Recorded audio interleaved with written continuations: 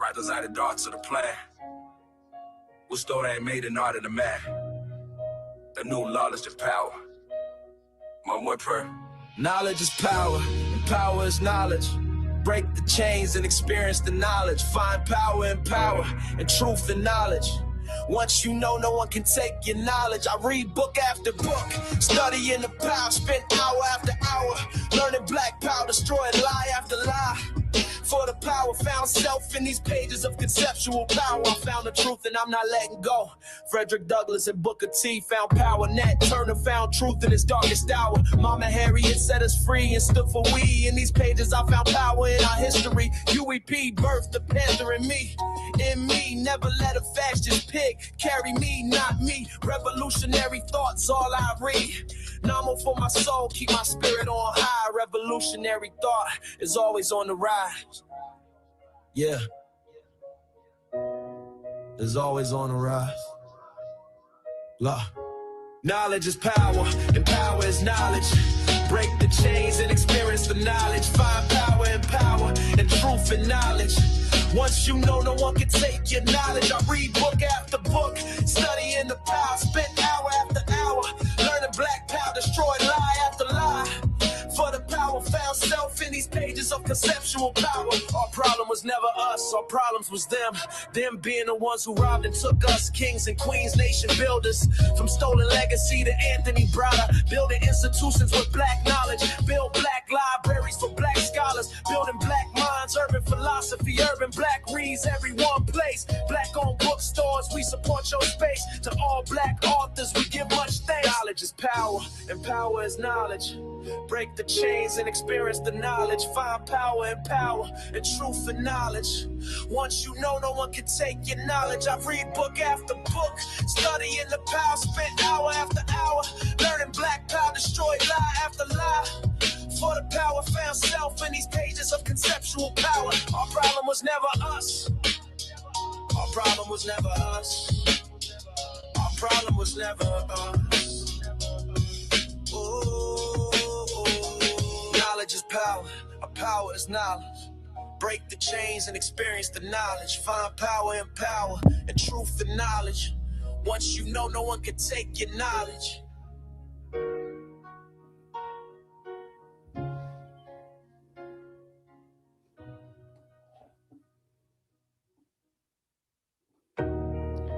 Look, I'm getting ready to run it back, family. Peace and black power, family. Welcome to another powerful discussion with your sister, Dr. Ma'at. Family, you just heard Baba Adisa Fatiu.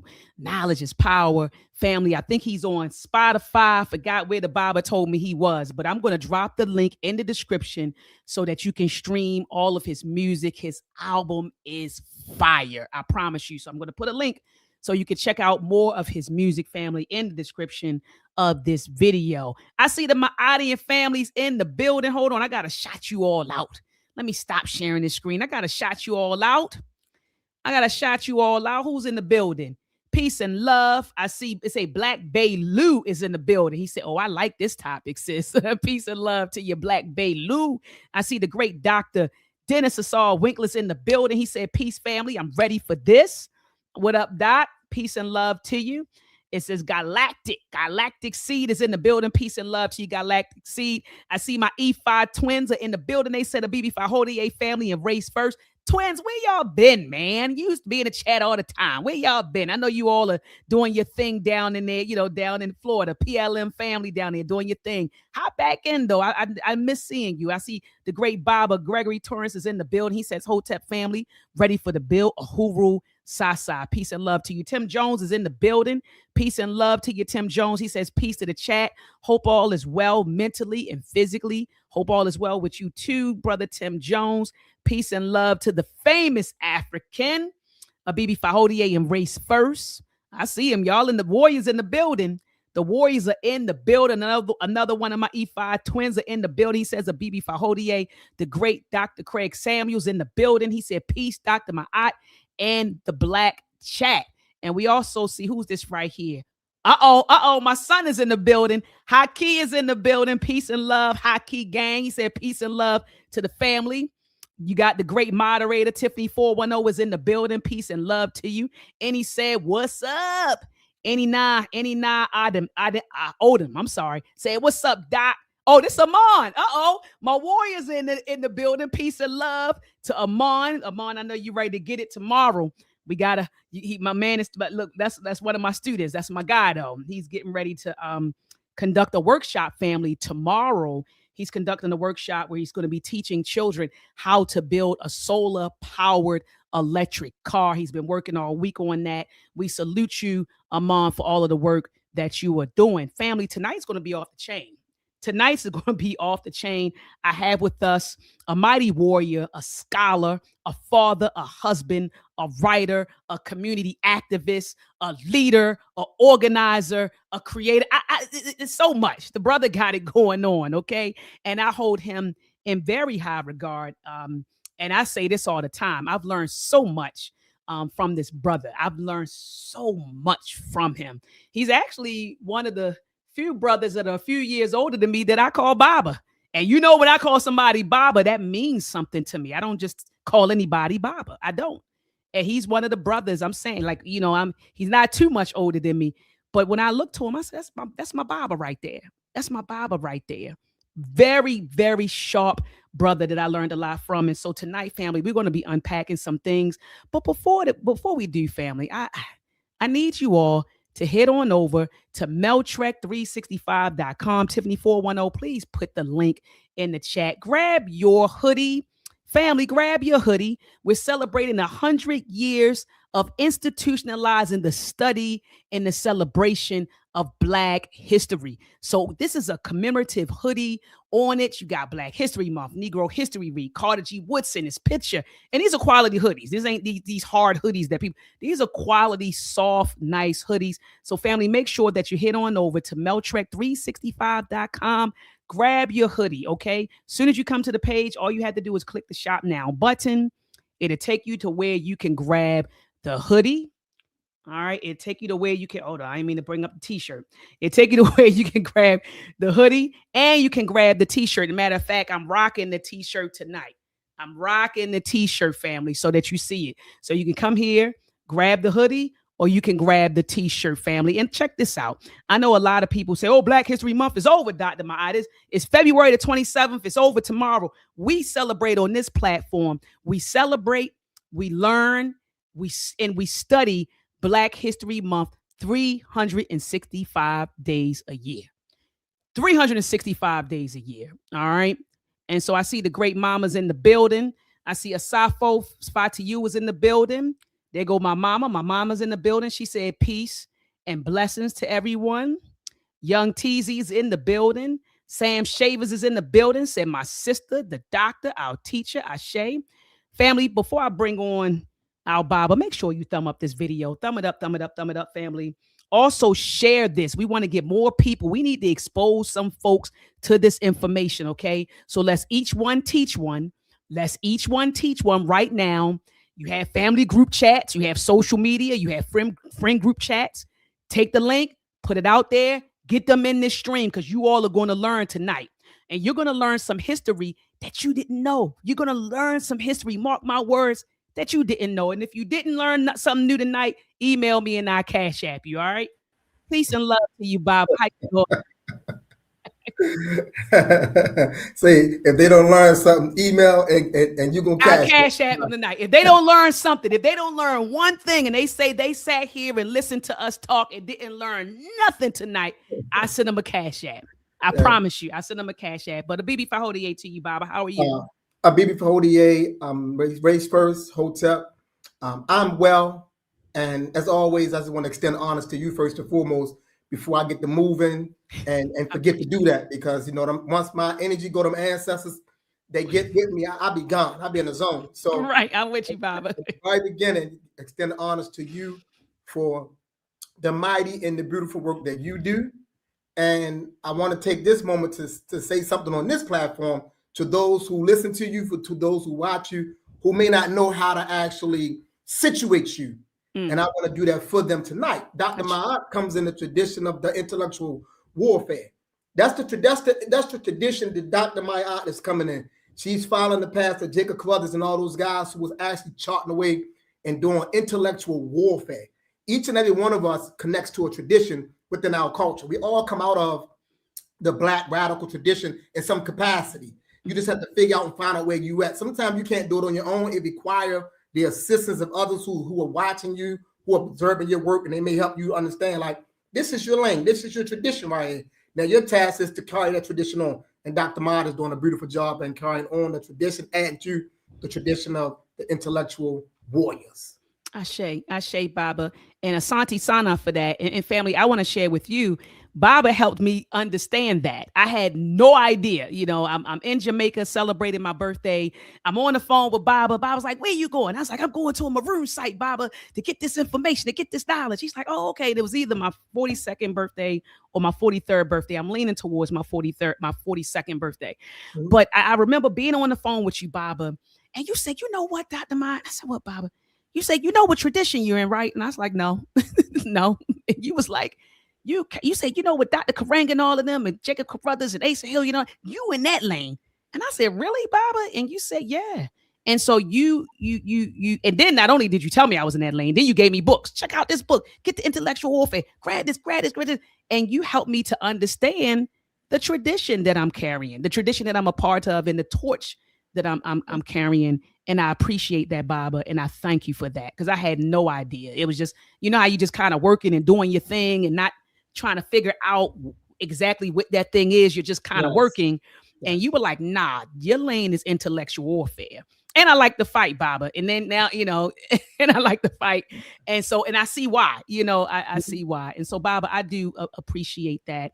And Baba, I just want to give the people some context about this, you know, this discussion tonight, because you and I were on a telephone and you asked me this. You said, what would you consider the golden age of Black political organization?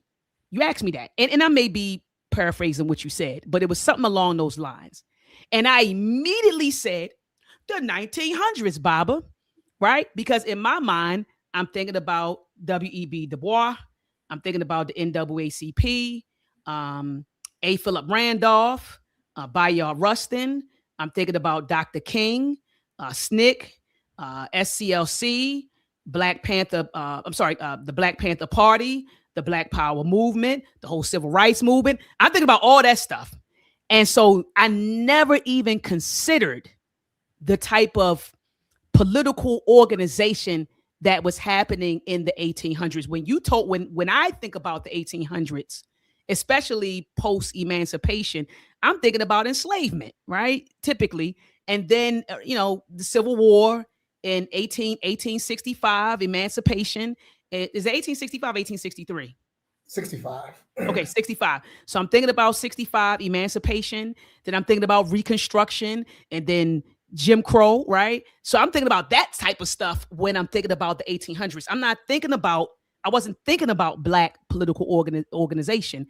And you said no. And then you enlightened me on the type of stuff, the political activism that was happening in the 1800s. I want to ask you this, Baba. Why is this important for us to know? It's important for us to know because it ties into history first and foremost.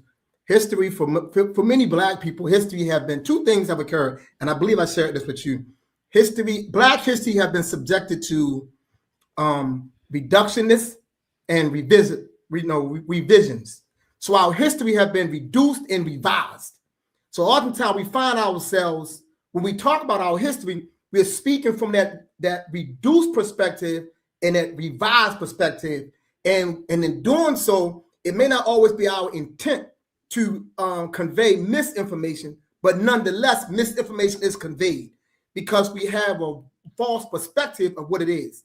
So this becomes important because what it does is show us the continuum of who we are, and it show us points of origin of how we got to these other places. So yes, the 1900s is also a golden age, no doubt it's a golden age for us as well, but that particular golden age of the 1900 is superseded by the 1800s. When we understand what was happening in the 1800s, it puts the 1900s in a better context. Absolutely. So when we think about civil rights during the time period, they tell us 1955 to 1965. And then we say after 1965, we say the Black Power movement started. So we break it down that way, and we say it that way. And then some of us say, no, we'll go back 20 years before 55. And we might go back into the 40s or the 30s and say something like we had mentioned, A. Philip Randolph and things they was doing. That's we'll what go there. Right. You know what I'm saying? But, you know, all of that right there is coming on the hill of something magnificent that preceded all of that. Yeah. You know, no, it's very important that we understand that because it helps us get a better perspective. Okay, absolutely. And because, you know, some people say, well, Dr. Mott, why y'all worried about the 1800, with, you know, and all that, and what's going, and you're right, the what was going on in the 1900s, you know, they built on a foundation, but we don't know what the foundation was. You blew my mind when you told me, and I know we're going to get to that in your presentation. I was absolutely blown when you showed and proved the origin of the 13th and 14th and 15th Amendment. And I'm not going to give away. I know you're going to talk about it because this stuff didn't just happen out of the thin air, Baba. Like, poof, here comes the 13th, 14th, and 15th Amendment. No, this came out of, it was activism that was happening. It was organization. It was activism that pushed for the creation and the ratification of the 13th, 14th, and 15th Amendment. That stuff didn't happen out of the clear blue. You also blew my mind when you talked about the oldest civil rights organization. And I know that's in the presentation as well, but you talked about that. My mind went back to the NAACP. That's the oldest Black political organization we have.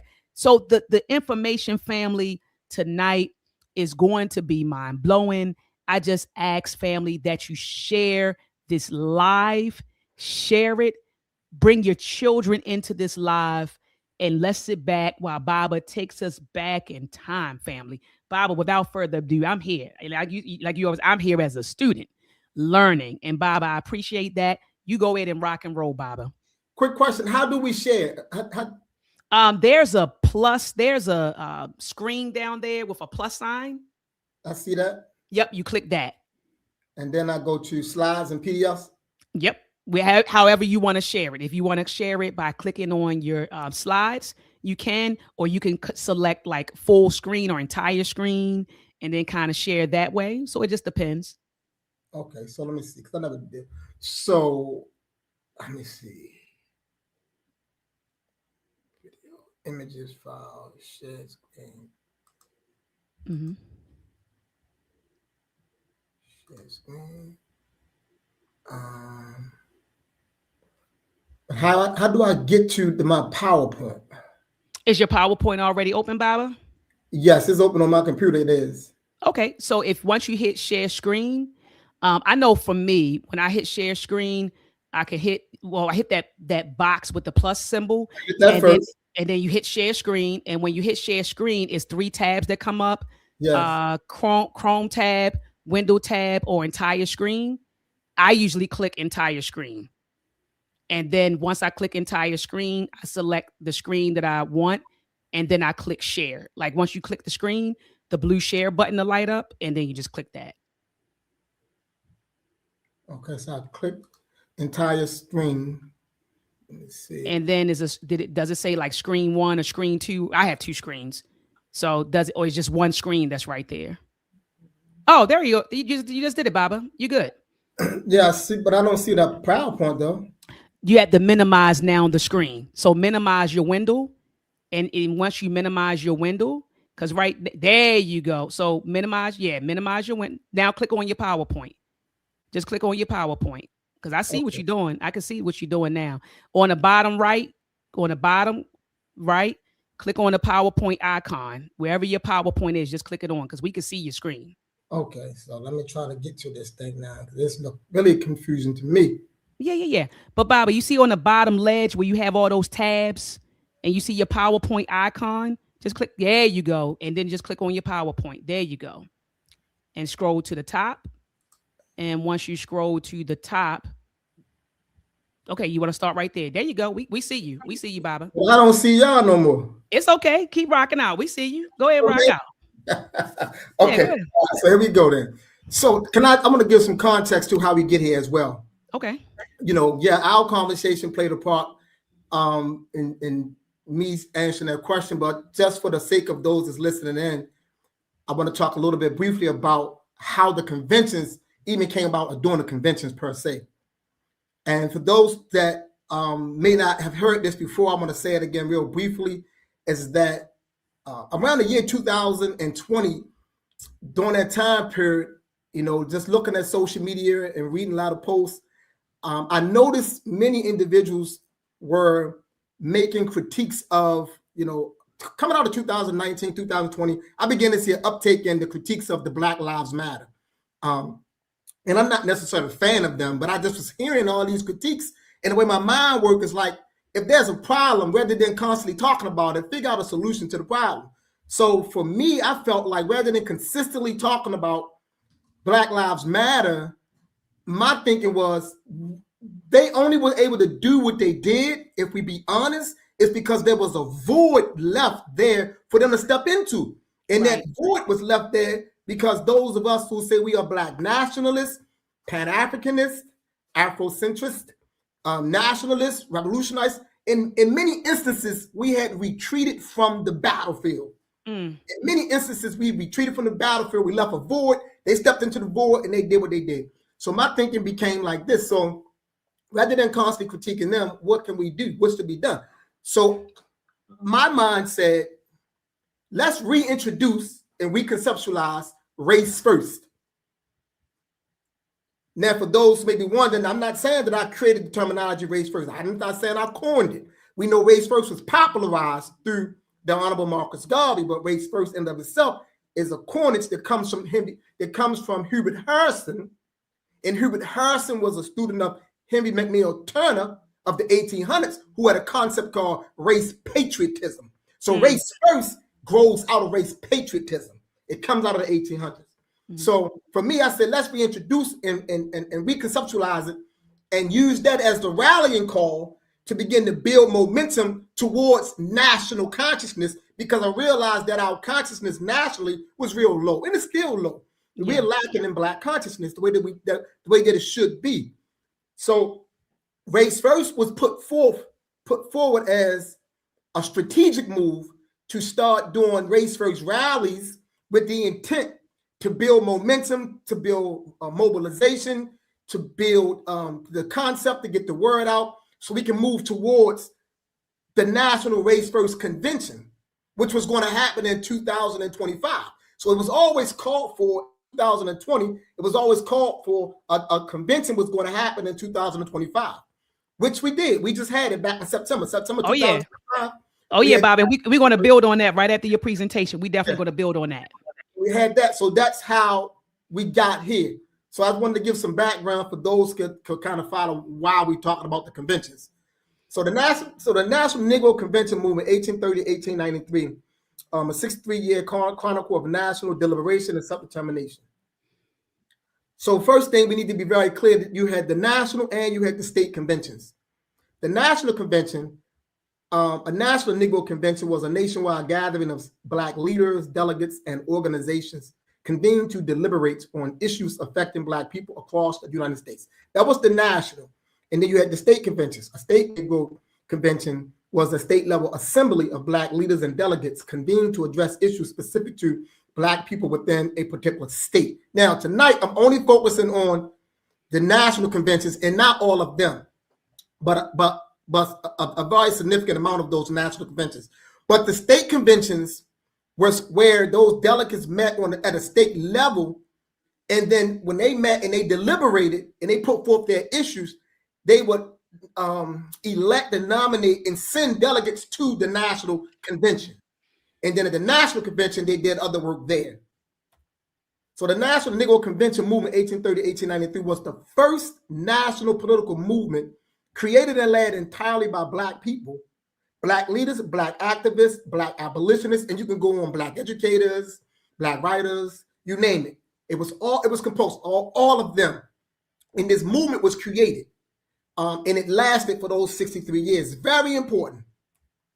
This is the context and the catalyst behind how we got to the conventions.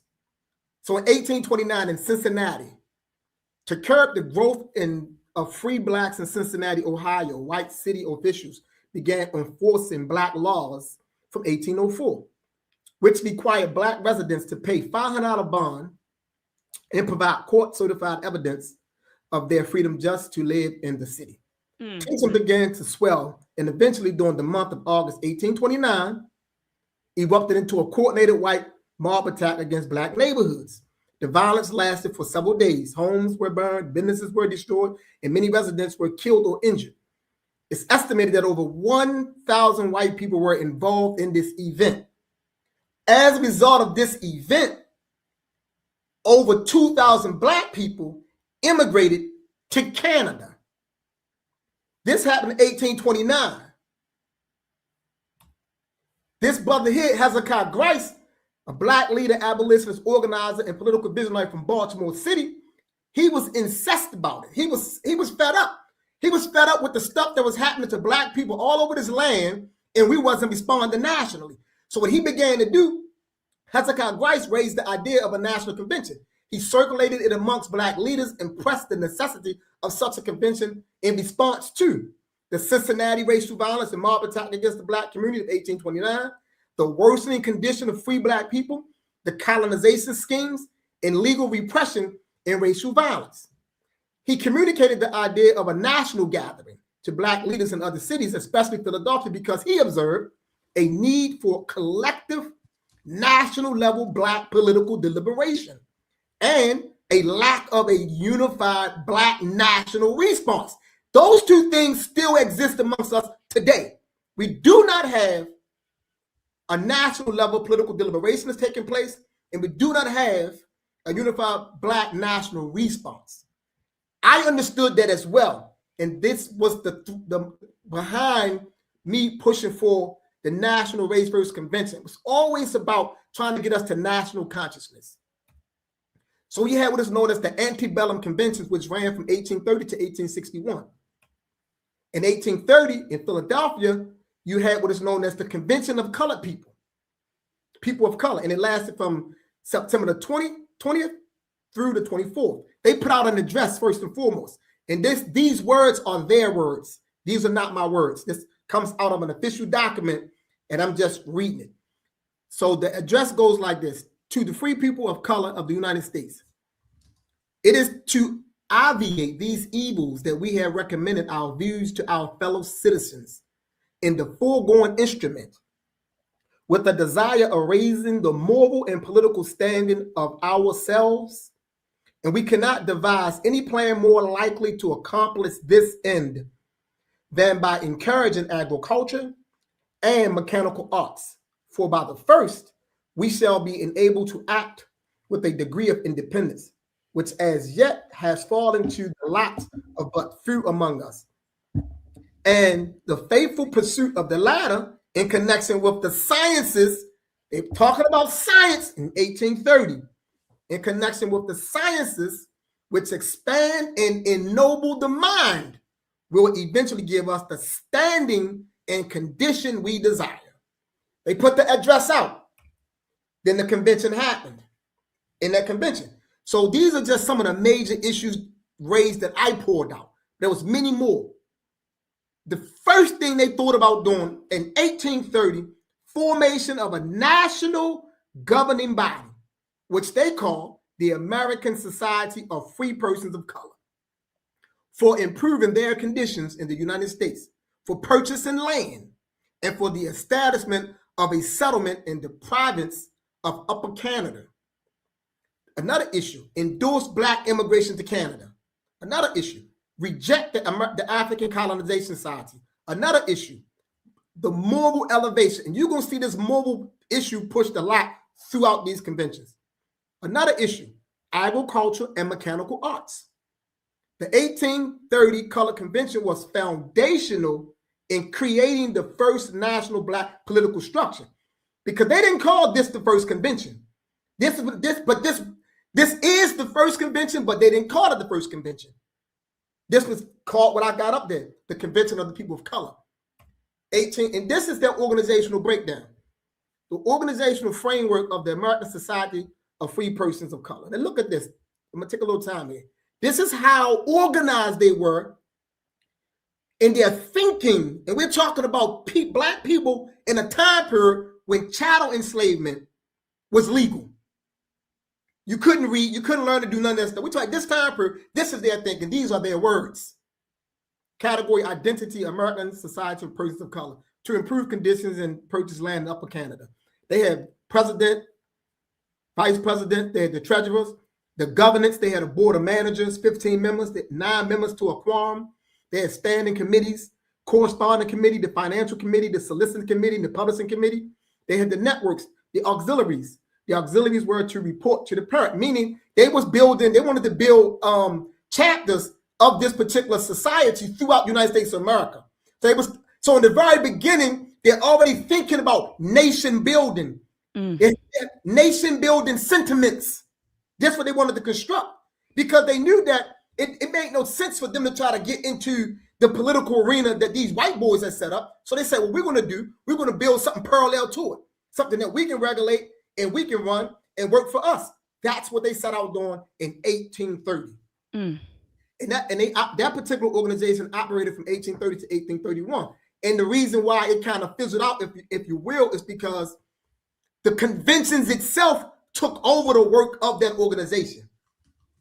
So so that's when they get to 1831, the first annual convention of the people of color. And it ran from June 6th to June 11th. Major issues raised there: collective self-organization and collective coordination. Education, the moral, intellectual, practical, and mechanical. Economic discipline and moral reform. You see moral again? Intemperance, ignorance, and economic disorganization. They wanted to address that. They knew those were weaknesses, so they called them out. There was weaknesses amongst us that we still carry to this day. Canada immigration, they still was pushing for us to go to Canada. Those who was being, that was actually escaping from the deep South, they was going to Canada. That's what they was going at. Rejection of the American Colonization Society. The reason why they rejected that, because during this time period, the American Colonization Society, which came into existence around 1816 or 1817, one of those years, it didn't come into existence for any interest of Black people. It was pretty much, European people from the South who were who owned these concentration camps that our people were captive on, and other European financiers who came together to say, hey, maybe we can get rid of these free Blacks that's in the North and in some parts of the South that's pretty much critiquing this system of enslavement. We can get rid of them by sending them to Africa, and then that will allow us to keep this type of situation in the United States of America, probably running longer than it ran for the most part. So that's what that was about. So they rejected that on those particular bases. Another issue, the press and propaganda. They wanted to control our narrative. They knew the importance of us controlling our narrative. The 1831 Color Convention was a demonstration of Black political maturity. It's maturing, and an early blueprint for national Black self-governance. It affirmed Black people as a people with collective interests, political rights, and institutional responsibilities. This is where we begin at 1830, 1831. They lay on the foundation, and they're building on it. The next year, 1832, the second annual convention for the 1831, the first annual convention of the people of color. That's how they termed it in 32. The second annual convention for the improvement of the free people of color in the United States. All right. Major issues: improvement as a national project. They stayed national in their thinking. And this is not to neglect or gloss over anybody or any one of us that's doing local things. They were clear enough to know that what we do local, it has to have a national agenda attached to it. It has to have a national agenda. So you're going to see the consistency of national throughout this presentation, because that's what we have to begin to understand. Publishing and record keeping. Once again, we archiving our own stuff. We archiving these lives. If we got these lives, we need to download them off of YouTube and put them to our own thing, because we don't control YouTube. So we use it, but the moment we're done, we need to be downloading them. That's what that's about. Because if we're not keeping history, we're gonna fall out of history. They understood that then. We got to get back to understanding that. Everything we do, we got to document. Everything we do. Everything we do that push us forward, we got to document. And everything those of us who got the eyes to see that we do that's wrong, we got to document that as well. Continuation of annual national governments. They didn't want us to stop meeting. So they said, listen, we got to continue this. The national conventions. The 1832 Color Convention marks the transition from movement birth to institutional life.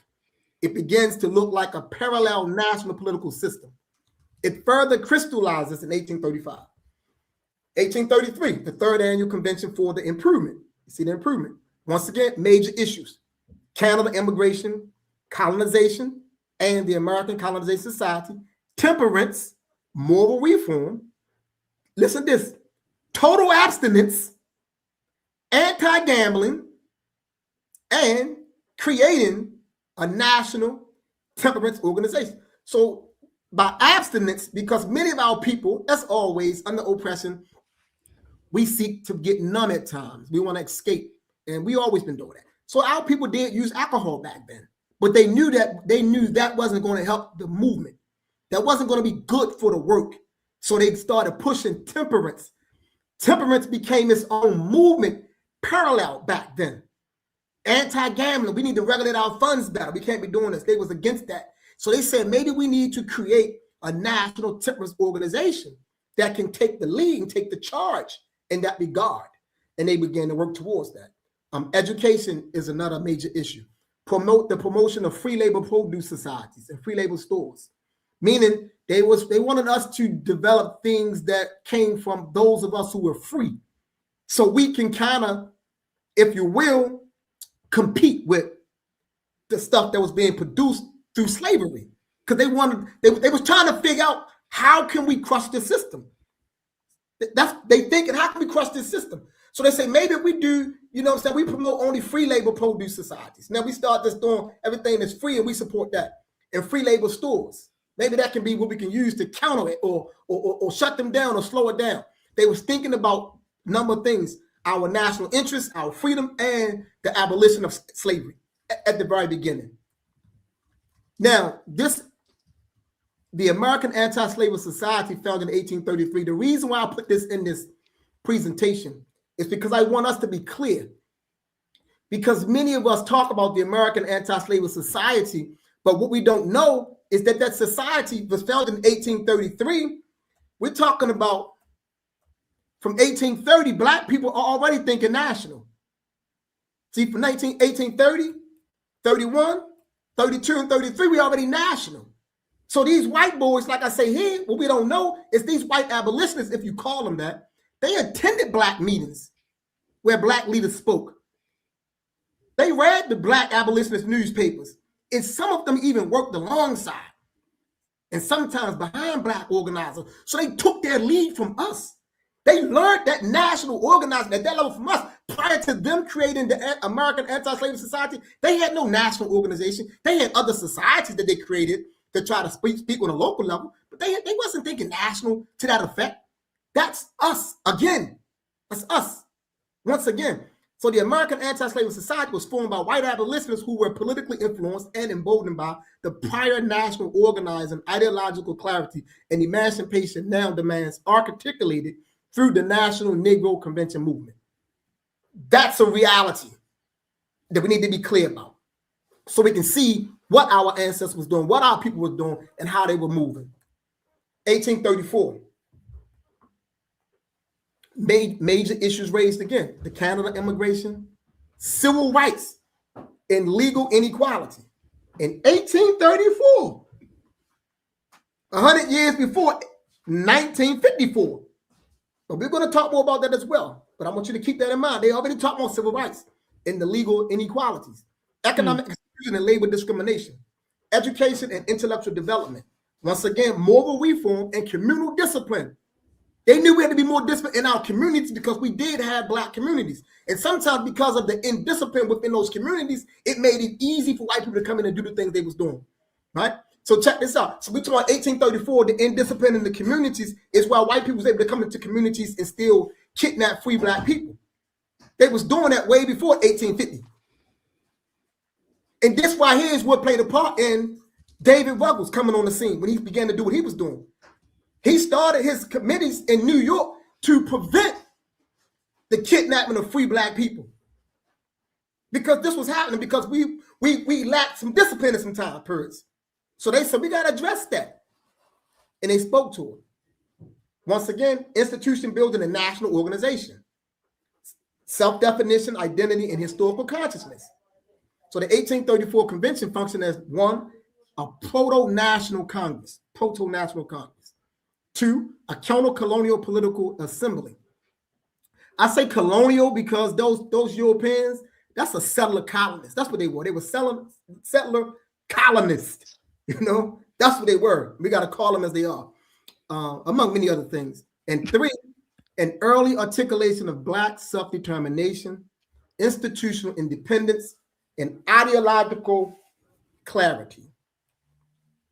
I want to read this from the 1834 convention, and this comes out of one of their declarations of sentiments, because all the conventions, things were being developed for the most part. So I want to share this because this is very important, because I want us to listen to how they were articulating themselves and look at the time period so we can see the level of their knowledge, their awareness, and their clarity in terms of what they understood about who they were in their history.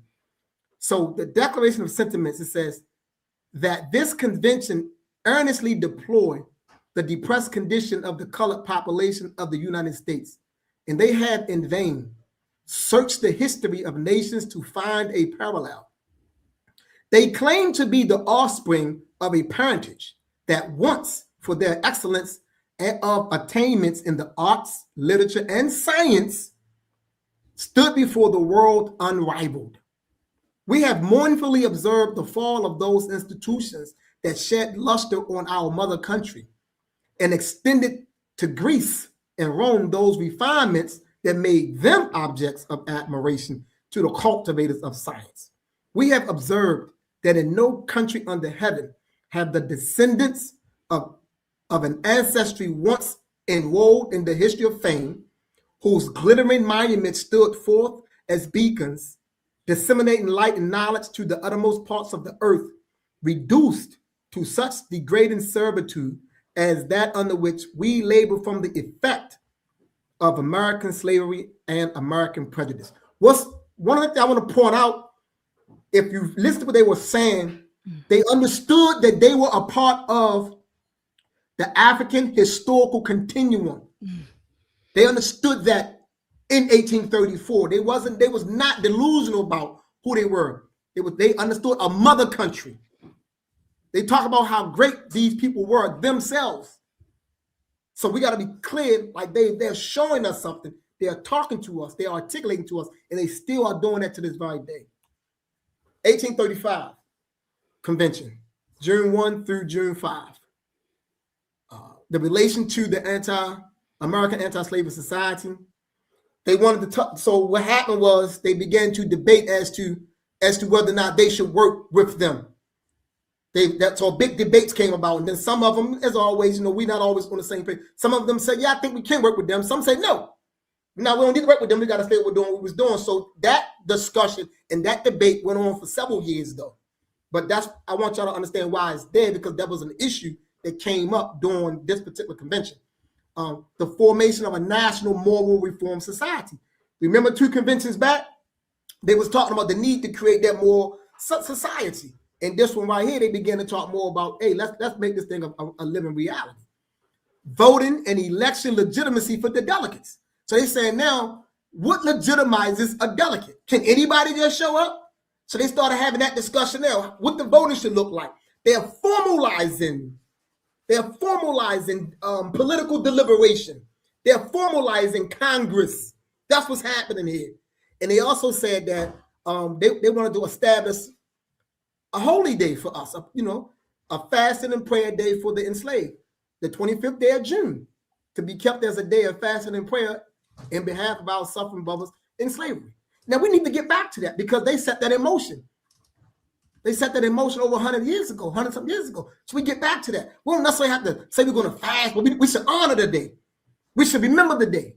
right? Everything that we've done that was good for us, we should remember. And whatever we gotta, improvise on, we improvise on it. But if we can hold it and retain it and bring it back, we bring it back. Because we see from doing so, we get a chance to see the thinking of our people and where they was trying to go with their thinking. Boycott slave labor products. Remember back then they was talking about the free labor stores. They outright say boycott everything that's made down there in the South. Boycott it. Don't buy it. Right? They are trying to attack what? The economy. They're trying to attack the slave economy. And once again, they're talking about temperance, education, manual labor schools, and manual labor colleges. Think about that. Manual labor schools and manual labor colleges. Right? 1835 convention represents a decisive evolution from exploratory and agenda setting to function as 1, a formal national governing assembly, and 2, an institution building Congress, and 3, a moral political counter-state apparatus operating within hostile national conditions. The National Moral Reform Society is the organization that they created. The purpose, the moral elevation, education, temperance, economy, universal liberty, aid abolition indirectly. Membership, open to pledges of the principles. They had a series of principles. Those who pledged to the principles via their board could become a member. The office, they had president, vice president, 3 secretaries. They had a foreign, home, and recording secretary. They had 1 treasurer. They had a board of managers. They had 7 of those. And they met annually on the second Monday in June. It operated from 1836 until 1841. We're talking about what that is, 5 years? 5 years it was operational, and they put an emphasis on the necessity and the need for us to they're using moral reform. We call it today character development. We say character development because a lot of us want to do the work, but we don't talk about character. But our ancestors knew almost over 100 years ago that you can't leave character out this work that we're doing. It's fundamentally tied into the work. We need good character. Leaders need to have good characters, not poor characters, not lacking integrity, dishonorable, lying, deceit, using drugs, getting high, cheating on their wives. Can't be doing that, saying you somebody's leader, and then we want to justify it because the person make their words sound good, and you give them a pass because their words sound good, and they've been made popular by this white society's media. So now we want to give them a pass, and regardless of how nasty and ugly the character is, consistently. And you wonder why we're still stuck in the rut, in the mud that we in. That's why. Teach, Baba. Teach. Boy, I tell you, man. Ooh, let me get back here though. Stay focused. So now we're in 1843. So look, 1835. Now there's a break. 1843. It's like 8 years. Nothing national was happening. But in that time period, they were still doing these state conventions, but they just hadn't made that call for the national convention. So then they met. They had a preliminary meeting on May the 9th and May the 10th. And at that meeting, they had a resolution. And the resolution was this. They said that a committee of 3 be appointed to prepare a call, and that we, the members of this meeting, sign it and solemnly pledge ourselves in the name of God and bleeding humanity and posterity to do what? Organize. Now, I know a lot of us been introduced to that concept that way by Kwame Ture, but here's your origin. Here your origin is right here. Here's your origin. Right, that's what it came from there. And then the 3 got together and they put the call out, and this is the call. Dear brethren, in presenting this call and soliciting your cooperation, we will mention a few of the reasons that have conspired to urge us to make this exceedingly important movement. The oppressed in all ages of the world have emerged from their condition or degradation and servitude in proportion as they have exerted themselves in their own cause, and have convinced the world of their oppressors that they were determined to be free. The history of the present and past established the great truth that it is as much impossible for any people to secure the enjoyment of their inalienable rights without organization. 1843, they telling us this, right? Because they knew the necessity of being organized. That's why Hezekiah Grice called for the national gathering. We need organization, organized structure. This is the 1843. Now you notice the name, it's the National Convention of Colored Citizens. This is a very important convention, Major issues raised: national organization and collective self-direction. Education. They phrase it differently at this convention.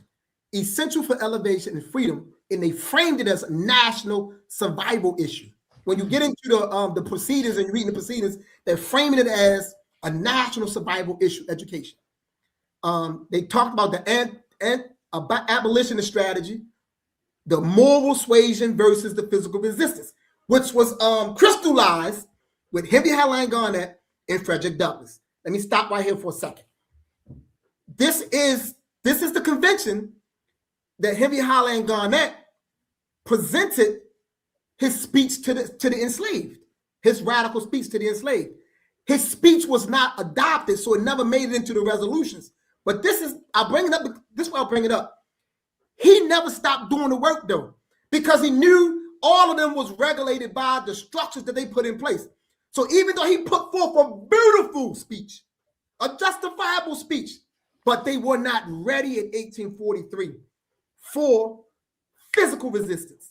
So they were still leaning towards the moral suasion. So the body voted against it. So it never made it into as a resolution. But he didn't say, man, bump them, I ain't voting with them. He didn't get mad and still continue to do the work. Okay, it don't get in, it don't get in. I'm going to work that much more harder to show y'all that the route that we're trying to take is not the route. But I'm still going to do all my work. I'm going to do the work, but I'm going to show you that this is not the route. We're missing it right now. And that's what he did. He continued to work. He did the work. And we'll see the outcome. So another issue was independent Black media. We're trying to build towards this to this day. We're trying to do that through some of these venues. You know, economic self-sufficiency, and once again, temperance and moral discipline.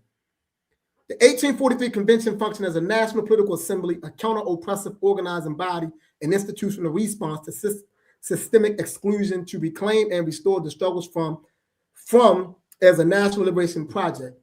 Another thing I want to mention about Garnett and Frederick Douglass, this is where the line of thinking of nationalism or anything along the line of nationalism, whether you say Pan-Africanist, revolutionary, whatever, and then the integrationist, assimilationist line of thinking, it hit the head here.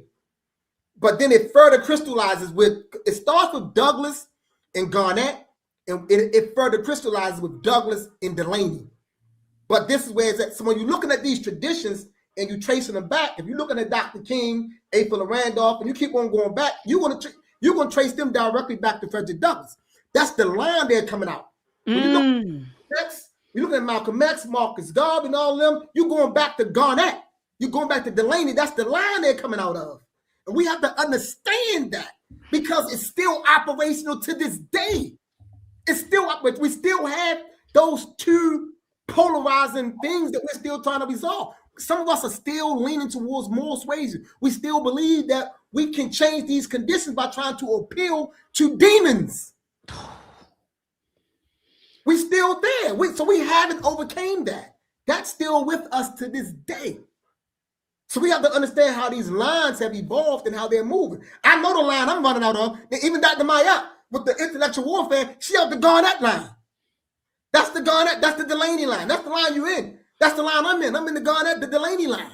And there's many of us that's in that line. You know what I'm saying? Alexander Crummell becomes when we talk about him later on, he crystallizes what we can call the warrior scholar. Alexander Crummell. That's your line. All that line. So all them running together, right? So we got to understand these lines and how these lines showed up in history.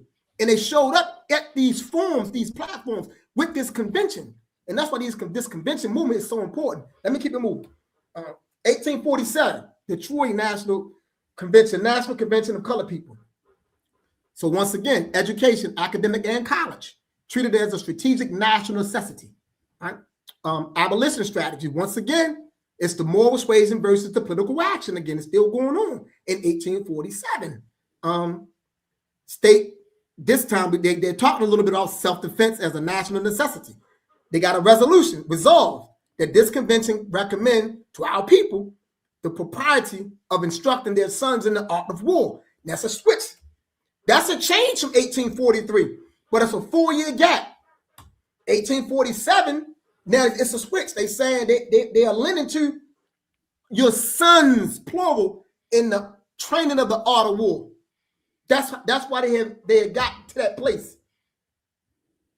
They talk about commerce, banking, economic self-organization. They even proposed to establish a black-controlled bank. And once again, what? Temperance and moral discipline. Because it keeps coming up, man. It keeps coming up. It keeps coming up in us. We keep wanting to just be loose. We thinking loose is freedom. Loose ain't freedom. Teach, Baba. Discipline, man. Freedom is responsibility. We think you do what you want to do, how you want to do it, when you want to do it, that's freedom. It's not. That is what's destroying us. That's what's killing us. And that's how you get co-opted to work against your own people, by being loose. Once again, national organization and continuity. Then we're in 48. Bam, we here. In 48, they actually agree and they accept Garnett's position from 43. It took them 5 years to catch up, but they caught up. Abolitionist strategies, moral suasion versus political action. Resistance as a national right. As a national right. Resistance, militarily. Economic elevation, labor, and class. They deal with all of that. And they're dealing with the women's rights as inclusion. That's Frederick Douglass. We got to give him credit for that. Because if you notice, many don't know that all of these conventions were men-led conventions. They all were men-led. Frederick Douglass introduced the idea that black women should be included in the conventions at the level of deliberation, because black women were always a part of these conventions from the very beginning, because the black women was part of the organizing behind the scene. The black women were the ones who made sure that they had the lodging, because keep in mind, they was traveling from all over the country, different places in the countries to come to these places. They, all of them didn't live in Cleveland, Ohio. They was coming from New York, Philadelphia, Baltimore. Where was they staying at? We had no free hotels. So we had what we call today Airbnbs. That's what they had back then. We created the foundation for an Airbnb. The black women were doing that. And at the Airbnb, the continental breakfast that we use today, we created that too, because the black women were feeding the delegates. And while they was feeding the delegates at the lodges, the black women were the ones who was giving them the issues. And they were sitting there like, oh yeah, we need to talk about that. So they taking these issues from these black women, and they going back into these conventions and they deliberating it. But Douglass was saying, no, they need to deliberate some of this on their own. Let them get up in here. He put that in. So we got to get, so Douglass get credit. We can't knock him down because he was there. He was instrumental on a lot of levels. Another issue, national organizing, the need for national coordination. The 1843 convention represented a strategic pivot in the Negro Convention movement. The pivot was, it clearly went from being more suasion to more radical. It was like, hey, we've been doing this thing since 18 years now, give or take. Hey, they got there. So these are some of the resolutions that came out that I want to just read so you can hear what they were saying. So resolution number 10, that slavery is the greatest curse ever inflicted on man. Of hellish origin, the legitimate offspring of the devil. And we therefore pledge ourselves individually to use all justifiable means for its speedy and immediate overthrow. By any means necessary, Malcolm X. Y'all hear Malcolm X right there? Oh my gosh, Baba. Hear Malcolm X? Yeah. In 1848, then check them out again. Resolve that we pledge ourselves individually to use all justifiable means in aiding our enslaved brethren escaping from the southern prison house of bondage.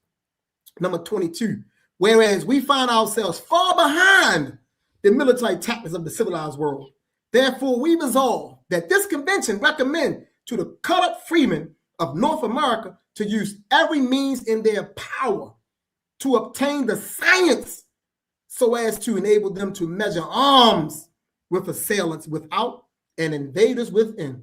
Therefore resolve that this convention appoint a committee in the different states as vigilance committees to organize as such where the same may be deemed practical, right? Now, when you go deeper into the history and you read more, you'll get, I'm going to share some information, right? A lot of people don't know that we had groups of black people back then who carried out guerrilla tactics. After this time period right here, they was carrying it out. They were serious, and we did that work. But once again, history for us have been reduced and revised. And because it's been reduced and revised, we repeat or regurgitate the version of history that's most popular as if it's our history because of its popularity. We haven't interrogated it to really see, like, no, this is not it. This is a portion. This is a fragment. This is not the totality of who we are and what we did and how we performed under these unique conditions. So I'm sharing it with you today so you can know all these words are their words. None of those words are my words. 53, we're in Rochester, New York. Major issues raised. Political organization and national coordination. You see how many times national coordination came up so far? Absolutely. How they think about being national, establish a national council, education, classical and industrial, American Colonization Society came back up. American citizenship. Now that's coming up now. We getting closely thinking now. Legal strategy and constitutional arguments, meeting law with law, moral authority, character, conduct, and moral discipline. These are the things they're saying. These are their words. Right? They say the National Council was formally established as a permanent body to oversee the general interests of the colored people of the United States of America. Listen to this right here. They say a National Council was formally established as a permanent body to oversee the general interests of the colored people of the United States. The council was designed as a representative body with members chosen by the states. What does that sound like? Your representing body is your state senators and your congress people. Man, they was doing the same thing. They did the same thing, right? Look at this. This is the organization, the framework of the National Council. These are not my words. These are their words. I didn't put none of it. All I did is put it together in a little tablet. This is their stuff. Category, membership. The National Council shall consist of 2 members from each state. Is that, look, to be chosen by the state conventions. Senators, right? Officers consist of president, vice president, secretary, and treasurer. Executive body. Think about what they're doing. They nation building. Committee on Manual Schools, directed to take measures for the establishment of a school for the instruction of colored youth in the various branches of mechanics and agriculture.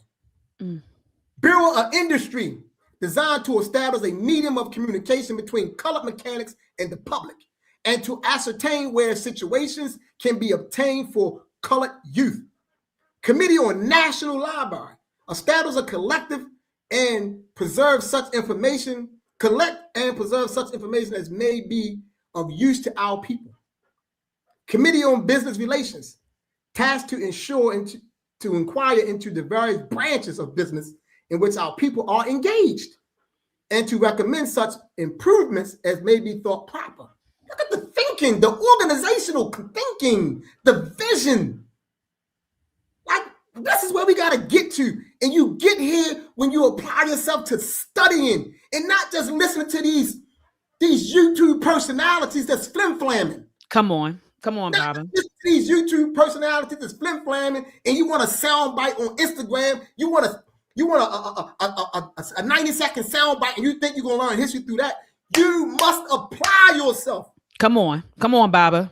Come on. They back then, they applied themselves and became competent, aware, and they was race first. They was clear. It was always about them. Look at the name of everything. The colored people, the colored people, the colored people. They didn't say the people of the United States of America. They was clear. They was demonstrating race first. We lost that somewhere.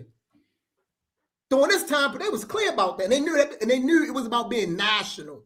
That's what we're trying to get back to. 1854 there in Cleveland, Ohio. This is another very important one. This is the Immigration Convention. This is where Delaney shines at. It said establish a national periodical, a black-owned press. Creation of a national board of commissioners. Once again, a national board. Not creation of board for Ohio. They said a national board. Right? The political destiny of colored people, presented by Martin Delaney. Immigration and immigration societies. So the National Board of Commissioners was established by the National Immigration Convention in August 1854 as a these are their words again, as a practically useful and comprehensively intelligent organization to serve as a guide for the restoration and redemption of colored people. Now, which one of our 1900 leaders used those two words like that? I was thinking about Dr. John Henry Clark. Was it John Henry Clark? Clark and Garvey. And Garvey. Yeah, I heard both of them. Clark and Garvey. You're right. Oh, Bible, goodness gracious. Oh, my gosh. So here we go. This is the National Board of Commissioners, right? It's a nine-person chosen from and located at the place where the president is to reside. Then they got state bodies, 2 additional members from each of the states. Then they got an executive department, consists of the president, the vice president, the secretary, treasurer, auditor, and special foreign secretary.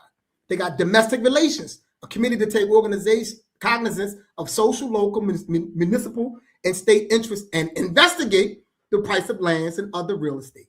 They got a financial relations, a committee for the management of the financial condition, originating plans for raising a revenue and managing the treasury. Foreign relations, a committee to open correspondence with all foreign countries, inquiring into political and domestic relations, climate, soil, and production. Right? Special commission, a foreign commission of not more than 3 persons to go on a foreign mission to make a geographical, topographical, and political inquiry. Now, this is what? 1854. Delaney went on that in 1855, in 1858, if not mistaken. And he was the one who went to Africa, surveyed the land, because he was a geographer, he was a scientist, and he met with African chiefs, presented our situation to them, and they actually had ceded some land. It never came to fruition because as they began to do the plans and put things together, the Civil War jumped off. The Civil War jumped off. Black people began to get hope that something was going to happen for us. So they lost the momentum behind what Delaney had started. That's what happened. So in 1855, the Colored National Convention. Now this is a call for a national convention of colored Americans. Right? After close observation and mature deliberation, we have arrived at the conclusion that the free people of color, if they would disencumber themselves from whatever tends to impede their march and remove whatever obstacles are in their way of progress, if they would fully subserve the cause of liberty, which is the cause of God, they must take upon them the responsibility of doing and acting for themselves, of laying out and directing work of their own elevation. That so far as from being mere aides and lookers on, the time has fully come when they must be gods, leaders, and active operators in this great reform. So this is how they started in 1955 with their call, saying we got to do this. We got to pull together, and we got to be the ones that's responsible for all this work that needs to be done. And we have to find where we're going to fit in at and stop complaining about all the other stuff, right? Because when you're in the midst of war is dirty. Oppression is dirty. And I don't care about how many they allow some of us to make some money. Oppression by its very nature is dirty, it's ugly, it's immoral, it's dishonest. There is no integrity in oppression. So you can't expect these conditions to be pie-like. You can't. You must psychologically prepare yourself for dirty work. But get in there and do some work. Don't keep standing on the sideline because Jim, Joe, and Bill didn't do what they were supposed to do. So now you're going to take the next 100 years to talk about Jim, Joe, and Bill because they didn't do something. But while you're talking, on your watch, all this other stuff is happening. Come on. Don't make sense to me. It don't make any sense to me. Oppression is not nice. It's dirty. People going to betray you. People going to lie on you. People going to hate on you. People going to set you up. They're going to cross you. They're going to do all of that because we're in war. It comes with the territory. We don't have a humane Black African society right now. We're trying to build that. We're not living in a meiotic society. We're trying to build that. Until we build that, expect everything that I just said to happen again, and again. Let's get some work done. So now we're going to go to the wartime conventions from 1861 to 1865. 1864, Syracuse, New York, the National Convention of Colored Men Now, this is what people need to understand. 1864, first issue, formation of a National Equal Rights League. And this is the first. This is the first national organization for civil rights that Black people created. National organization. None is before this one. They took up citizenship, the enfranchisement, and equal rights. Declaration of wrongs and the Declaration of rights. These were the things they created for their major issues. So the National Equal Rights League, the National Equal Rights League is the oldest national civil rights organization in the United States. It was founded in October 1864 in Syracuse, New York, at the National Convention of Colored Men by Frederick Douglass, John Mercer Langston. He was a lawyer, sharp brother, powerful brother. And once again, Henry Highland Garnet. But look, Garnet and Douglass, they're not on the same side of ideological thinking. But you see how they can work together and create this, though? This is the level of their maturity. See, Douglass is the one who primarily argued against Garnet's speech in 43. But you see, Garnet, he ain't holding it against Douglass because it was just all ideological. We trying to get clear. And they still, even in 1864, they not still on the same fence, on the same side of the same fence. But both of them knew the necessity of building this organization, though. So they built the organization to ensure that the end of slavery resulted in full citizenship and legal equality for Black people. Now, this is what they was saying. 1864. Now, this is their board of directors have a setup. This is their organizational structure. They had an executive board, which was a president, vice president, and they had 5 secretaries for different things. And they had state auxiliaries, like state leagues. They send delegates between 1 to 50 members. And then you had the Bureau of Meetings, which was at the Philadelphia headquarters, the annual third Tuesday in September. And then they had, the executive powers that could hire agents, petitions, publications, finances, and annual reports. And this organization lasted from 1864 all the way to 1921. 1864 to 1921. Between 1864 and 1869, it was at its peak in terms of operation, effectiveness, popularity, mobility, mobilization. They was doing a thing, Now, in the context of the conditions, because oftentimes we think we ain't done nothing. So that's why I'm saying it this way. In the context of the conditions, they were doing their thing. Right here, the National Equal Rights League, these are their demands. This is a part of their organizational structure. That's why it's in quotes. So I want y'all to see this, right? So they say, we demand the immediate and unconditional abolition of slavery. In 1864, this is what they're saying. And slavery, the 13th Amendment, is ratified in 1865. In 1865, and it's what? The abolition of slavery and involuntary servitude, right? It's direct correlation. But it's this effort. It's this work that's coming out of 1830 up until now. It's this work that they're pushing that lended to pushing these things through. Now look at another one they demand is to obtain a recognition of the rights of the colored people of the nation as American citizens. That's the 14th Amendment, which was ratified in 1868, 4 years after this goal, this demand of theirs. And look at how it's defined. It defends citizenship to include all persons born or naturalized in the United States of America, right?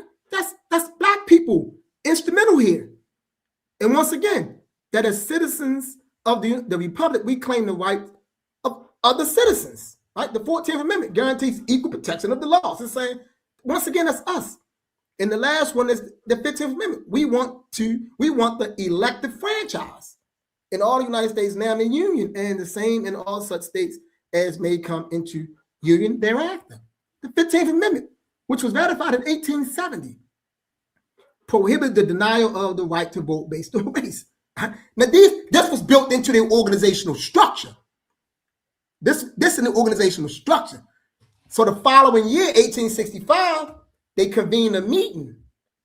And at that meeting, they had to do what? They had to put the resolutions of things together. So once again, political equality, elective franchise was an issue, economic self-sufficiency and property ownership, opposition to American colonization society. And once again, In 1865, you see it, moral conduct and public reputation.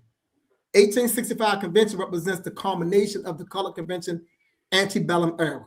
So the antebellum era, those conventions ended 1865. Now, these are some resolutions that came out of that convention in 1865. These are direct resolutions. Destroy slavery and its legal basis. That's a resolution, 1865. And once again, we got the 13th Amendment. Another resolution, recognition of Black people as American citizens with full rights. Resolution, 14th Amendment. Another one, enfranchise Black men in Reconstruction South, voting as reward for military service, 15th Amendment. Now, this organization, they didn't just construct these things. Now, these resolutions and all of this was stuff that was presented. It was pushed out to these people. It was pushed out to these people, you know, and we see the end results of how these things pretty much turned out. We see like we were instrumental in these things coming about. It's not always mentioned. It's not told. You got to go look for it and deeply look for it and connect it and do some work and be thinking and do a bunch of reading. You know, you got to buy a bunch of books, spend a whole bunch of money. You got to do all of that to find this stuff because it's scattered, but it's there. And that's what I was able to do, go find it and do it. Let's keep it moving. So now we get to the post-bellum conventions. There are a lot of those post-bellum conventions. I'm not going to deal with none of them, but only one. The 1893 convention, the National Color Convention. Sometimes this convention is called Henry McNeil Turner Convention because this is where he shined at. He did his thing in this convention, and he resurrected in so many ways. He resurrected the glory of being Black. He resurrected that. He made sure that they understood the power of Black, and he pushed that through. So at this convention, some of the issues they dealt with was lynching, terror, state betrayal, disfranchisement. Once again, because they, you know, if you know the history, you know, after they pulled the troops out, you know, a lot of stuff went into Jim Crow and all that type of stuff started coming into effect. So they was pushing against that. You know, he pushed again immigration, Negro nationalization in Africa. Turner is also one who went to Africa and had identified an area where he wanted to build what he called a Black empire. Creation of the National Equal Rights Council, another organization that they felt needed to be created. And they wanted to create, and he put forth what I'm defining as being a proto-reparations proposal. A proto-reparations proposal, right? Because the term reparation didn't exist during this particular time, or at least it wasn't in vogue, wasn't something that was commonly used in the political circles like that. So the 1893 convention was the final gasp of the National Negro Convention movement. During post-Reconstruction terror, lynching peaked in 1892. A desperate bid for survival in America's darkest hour. It was the last major Negro convention. And I want to share something with everybody. So this right here is this is an actual, from an actual newspaper that was put forth, because back then the newspapers would cover the conventions and they would write about them because the conventions were big things. So this one here is about them talking about Henry McNeil Turner, because I want us to understand something. Because a lot of us keep on listening to this ADO stuff. We keep on listening to this FBA stuff, and they keep on talking about this reparation, but at the same time, they anti-Pan-Africanists. But the reparations issue starts with Pan-Africanists. Woo! It starts here with Bishop Henry McNeil Turner. He's an antecedent Pan-Africanist. And they say at night, Bishop Turner delivered an address carefully prepared and full of deep feeling. He deplored the apparent taint upon the race and declared that if even half that was charged against the colored men of the United States is true, colored men themselves should be banded together and organized for the correction of the evil by the most radical measures. The bishop's remedy is impartial African legislation. He favors calling on the nation for a portion of the amount of $40 billion, which the country owes the colored race for daily labor, say $500 million, to enable them to begin African immigration. That is the beginning of framing a national number for what was done to us in this land. Before Henry McNeil Turner, you had many individual suits against states, but no one raised it to the national level before Bishop Henry McNeil Turner and actually crafted a figure, 40 billion. And a portion of that, he said, so we can get out this country and go back to Africa. Legacy and continuity.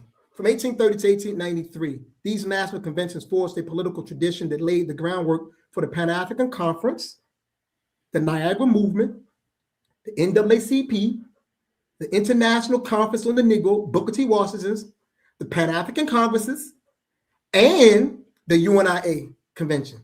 The National Negro Conventions represent the first sustained, self-determined governance of African people in America. So I'm not going to read all these names because it's even more than these right here. So I stopped counting. This is about 36 names. At the top, I say foundation architects of the National Negro Convention. These are the foundation architects. Hezekiah Grice put the call out. Richard Allen grabbed the call and executed it. And they made this thing happen. James Fortin, he had the money. He jumped on board. He helped finance it. That convention was held at Mother Temple's, the AME Church. James Fortin had the finance. He put behind it. Samuel Eli Cornish was the man. You know, he was the started the first newspaper. You know, and then the other two, Nathaniel Paul and Peter Williams Jr., they was abolitionists who understood, like national abolitionists who was already doing work in terms of helping people to escape from down south. So these were like the foundation architects to that first one that happened in 1830. Richard Allen didn't see the next one because he died the next year, because Richard Allen technically is of a different era. He's of the institution building era that's coming out of the 1700s. And maybe one day I'll do that lecture so we can understand what those individuals were that came out the 1700s, who was laying the foundations for institution building. So that's why Richard Allen is considered a Black founder. So he was already probably in his 70s in 1830. So he died the next year. All the rest of these guys there, Douglas Garnett, Delaney, James McComb Smith, Alexander Crummell, John Mercer Langston, all of them, you know what I'm saying? John Ma, Logan, these people, William C. Neal wrote a history book, William Wells Brown, Peter H. Clark, these people were influential Black leaders. And over to the end, you got Mary Ann Chad Carey. She bust up in them conventions and said, we're going to have a voice up in here. And she used to go back and forth with the brother, where he at, man, Henry Beard. They used to go back and forth, but they was up in Canada. And she ain't like Henry Beard because she felt like Henry Beard wasn't counted as radical as he needed to be. And she was pushing up on Beard, right? And then you got Frances Ellen Watkin Harper. She also spoke at the convention. But it's much I can say about all of them, but I just wanted to share that, keep it moving. So this is the end of that. You know, this is what I define as been a golden age, a historical period in which a Black people experience an unusual high concentration of intellectual development, institutional formation, political activity, cultural production, and strategic advancement that significantly shapes their future trajectory and expands their collective capacity to struggle, build, and advance. These are the references. I'll leave it there for a couple seconds so you can see that. And then I'll keep it moving. I guess people can take your picture, take a screenshot, and we keep it moving. You can contact me here through Facebook, Pan-African Liberation Movement, Instagram, PLM Baltimore, YouTube, Pan-African Liberation Movement. That's that. How do I get back to you, Doc?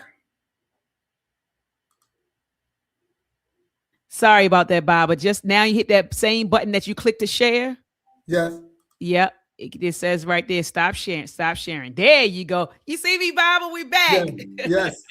We back, Bob. Hold on, Bob. I got to drop a bomb. Fire! Fire! Fire! Fire! Fire! Oh, my God. Family. I see your comments in the chat. How many of you learned something tonight? How many of you feel like you learned something new tonight, family? Drop it in the chat right now for me. Drop it in the chat. And Bob, I want to read some comments. Every comment stuck out to me, but I want to read, it was about 2 or 3 comments while you were building, Bob. And that was a powerful, informative, and inspiring presentation. And so there was a few comments that kind of like stuck out to me, and I want to read some of those. Forgive me for here it is. Here it is. So brother Sam Shavers Jr. He said, Baba, it would be amazing to have this as an elective and even a required course in every HBCU and in every middle and high school where our children are. Ashe, brother Shavers. Brother Shavers, look, I'm trying to get Baba to write a book, man. I've been trying to work on him. Baba, like, look, I got a lot of projects, Doc. You ain't gonna keep on putting more work on my desk. Give thanks. I'm thinking about Dr. Kobe Cambon, peace be upon his soul. I remember hitting him up, and he was like, "You trying to give me more work, sister? You trying to give me more work, sister?" I said, yeah, Doc. And then he ended up transitioning in 2018. But yeah, Brother Shavers, I feel you. But hold on, it's another comment. I think it was by Dr. Craig Samuels, because it stuck out to me. He said, this is what Baba refers to as right thinking. You said race first. It was another one. I think I passed by it. Hold on. It was here it is. Dr. Craig Samuel said, this type of info, this is the type of info that erases political naivety. And so I was like, wow, these were some profound comments coming through here. So this is definitely that type of info. Hold on. It was some more folks. You just said some stuff, guys. You didn't say some stuff. Jay Williams said this. He said, you dropping it, bro. He said, when we know our true stories, we can connect the dots to realign. And he says the 1800s was the foundation within and without. So people, man, Baba, they were following you the whole time. They like, there's a lot of ashes and I learned something, and people just giving you their flowers. Afro Hair Science said, don't stop. Don't stop. Someone said, you got to clip this part. I'm going to clip a lot of parts. I'm going to be in the bed tonight clipping it up before I go to sleep. Oh, excellent. They said excellent presentation. A lot of people said excellent presentation. They said race first, a BB Fahodier. They said, thank you, Baba. People said this was bold and this was true. You get the fire symbols, Baba. People are definitely, they said they learned something for sure. They said Afro Hair Science said he was amazing with the emphasis on All right. And then a lot of people saying they learned something. Even my mama's in here. Mommy normally in bed at 8:30. Then mommy, you been hanging. Mama up right now, Baba. She says she learned something. The Queen Mother Rashamella's in the building. Peace and love to you. The Queen Mother saying she learned something. And Baba, it's crazy how you put this together. Organize. My mind goes to Kwame Ture. Now you got me in the 1800s. By any means necessary. Like you said, I'm thinking about, Malcolm X. You got me now in the 1800s. 13th, 14th Amendment. Now we know the impetus behind why why and how those amendments were, established. You know what I mean? Baba, they said this our story. This is the truth. They said, you put that work in, Baba. This is what true Black history is about. You say someone said, Nikki said, thank you, Baba. Appreciate you sharing your knowledge. Tiffany 410 said, excellent work and presentation, Baba. Brother Sam Shavers Jr. said, let's go, Baba. The comment, Baba, it's the comments are like, boo, boo, boo, boo, boo, boo, boo, boo, boo, boo. Family, let me tell you this, though. Family, let me say this. We got to make sure, because the words are great, but we got to make sure. I think the way we can repay Baba the most is by doing the work and by studying. Doing the work, supporting the work, because Baba has a book. He has a lot of books. And in his latest book, let me grab that real quick. I should have had it. His latest book is right here, family. And I'm going to drop a link in the chat right now. I'm going to drop a link in the chat right now. And I'm also going to post a link under the description to his latest book, Scientific Pan-Africanism, the Redemption, Reclamation, and Restoration of Pan-Africanism. Support the work. Support the work. Buy the book. All right, family, buy the book. Okay. And so I want to say this too, Baba, and I do want to let a couple of folks up. I see Dr. Assar is backstage.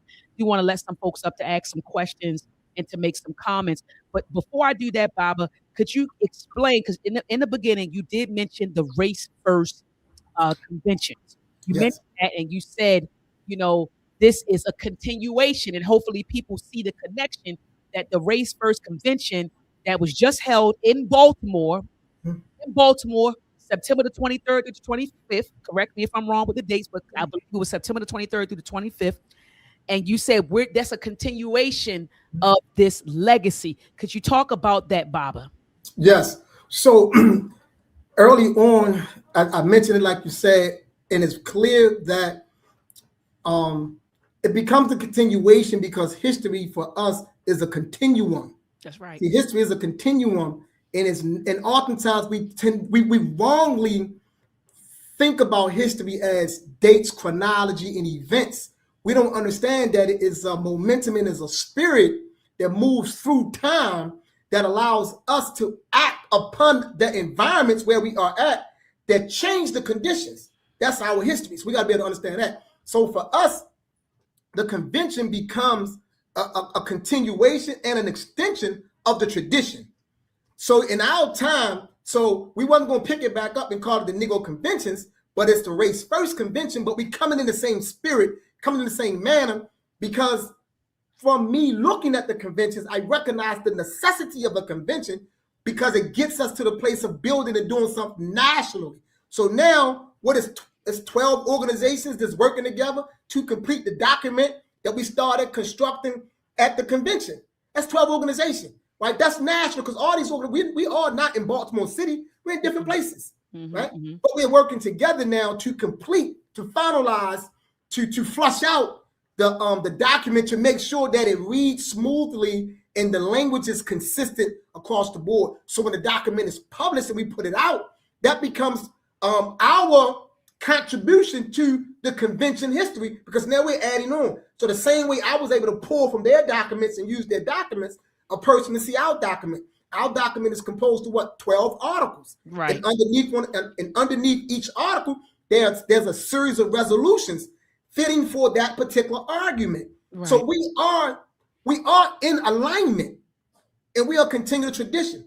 And the Race First conventions are only going to get better because I served in the capacity of Hezekiah Christ. I put the call out.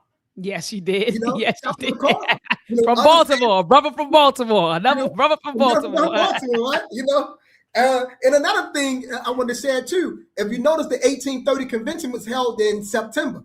So our convention also was held in September. Wow. Right. So we wanted to keep everything lined up. So now we're going to go forward and we're going to build out to the next convention. So that's coming. And hopefully everybody who missed the first convention, you're going to be able to see the document that we created. You know, we want people to go through the document and figure out if you can get with the document, then get in alignment with this movement, this national energy that we're building. It's not a new organization. We're not telling anybody to throw their organization away or dump your organization or legacy. We're not saying that. We're saying let's link it up nationally. That's what we're saying. Absolutely. And Baba, when I don't know if we decided to keep it in September. Did we decide whether it was going to be in Baltimore or Atlanta? What did we decide on? We're still in deliberation on that. Okay, so because I remember we were thinking Atlanta, we were thinking Baltimore, and then we were trying to figure something out. But it's definitely so. Family, please, it's going to be around the same time, correct, Baba? That third week of September, correct? Yeah, it's going to be around the same time, but yes. So, family, mark your calendars. The third weekend of September, plan to be at the next Race First convention. Okay, please, y'all, mark your calendars. It was over. It was like a couple hundred folks in there. And Baba, I know it's going to get. It's about to spread like fire. It's going to spread like wildfire. Real quick.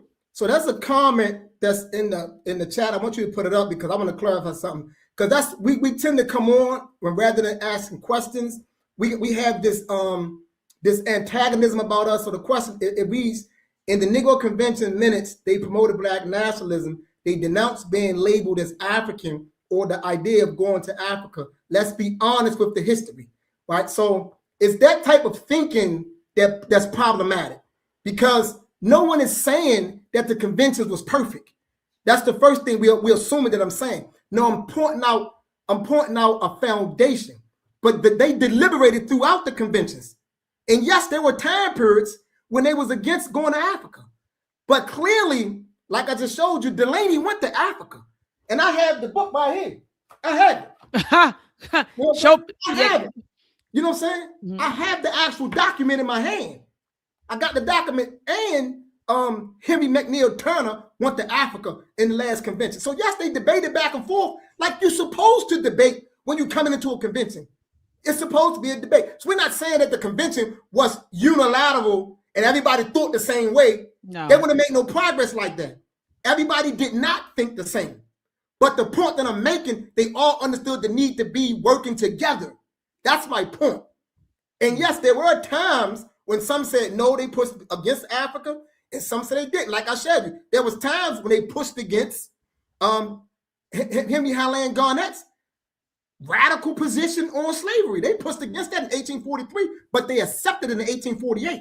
So I'm not just looking at one convention. I'm looking at from 1830 all the way to 1893. Looking at all of them. And I've spent the $500 on the books. The Abolitionist Papers, Volume 1. Teach, Baba. The Abolitionist Papers, Volume 2. I spent the $500. This is the American Negro. This is on the conventions right here. This is the proceedings. This is on the color conventions. I've been through all the books. So I don't just run my mouth because I read one book.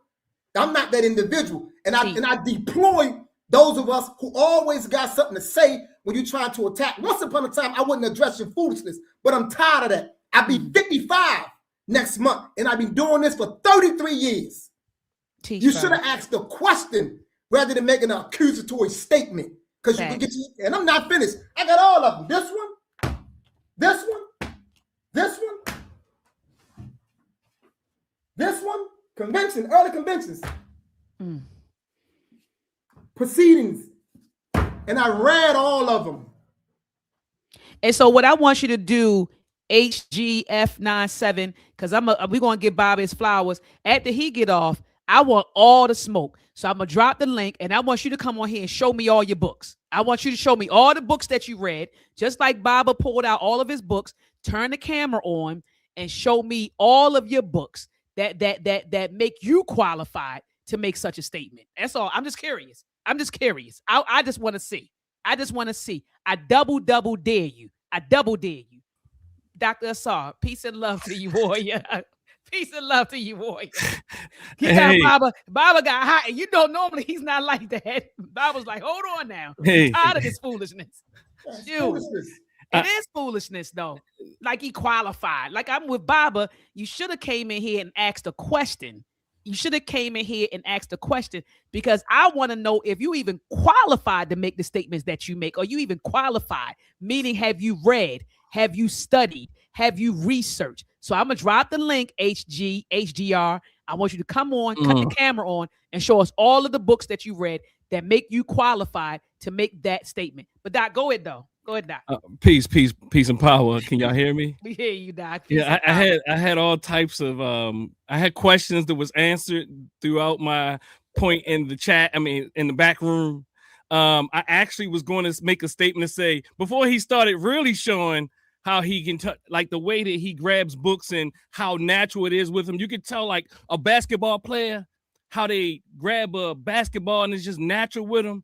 Before he start, turning up, I saw how he just flipped the pages naturally and how he just grabbed it and he touches them.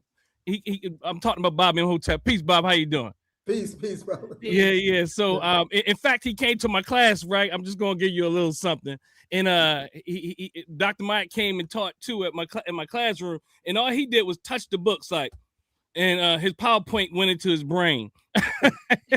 And he gave a lecture for the entire duration off the dome, but nonetheless, I appreciate it. And I like to say, you hit on so many things. I think that we ought to go back and kind of look at it and study it.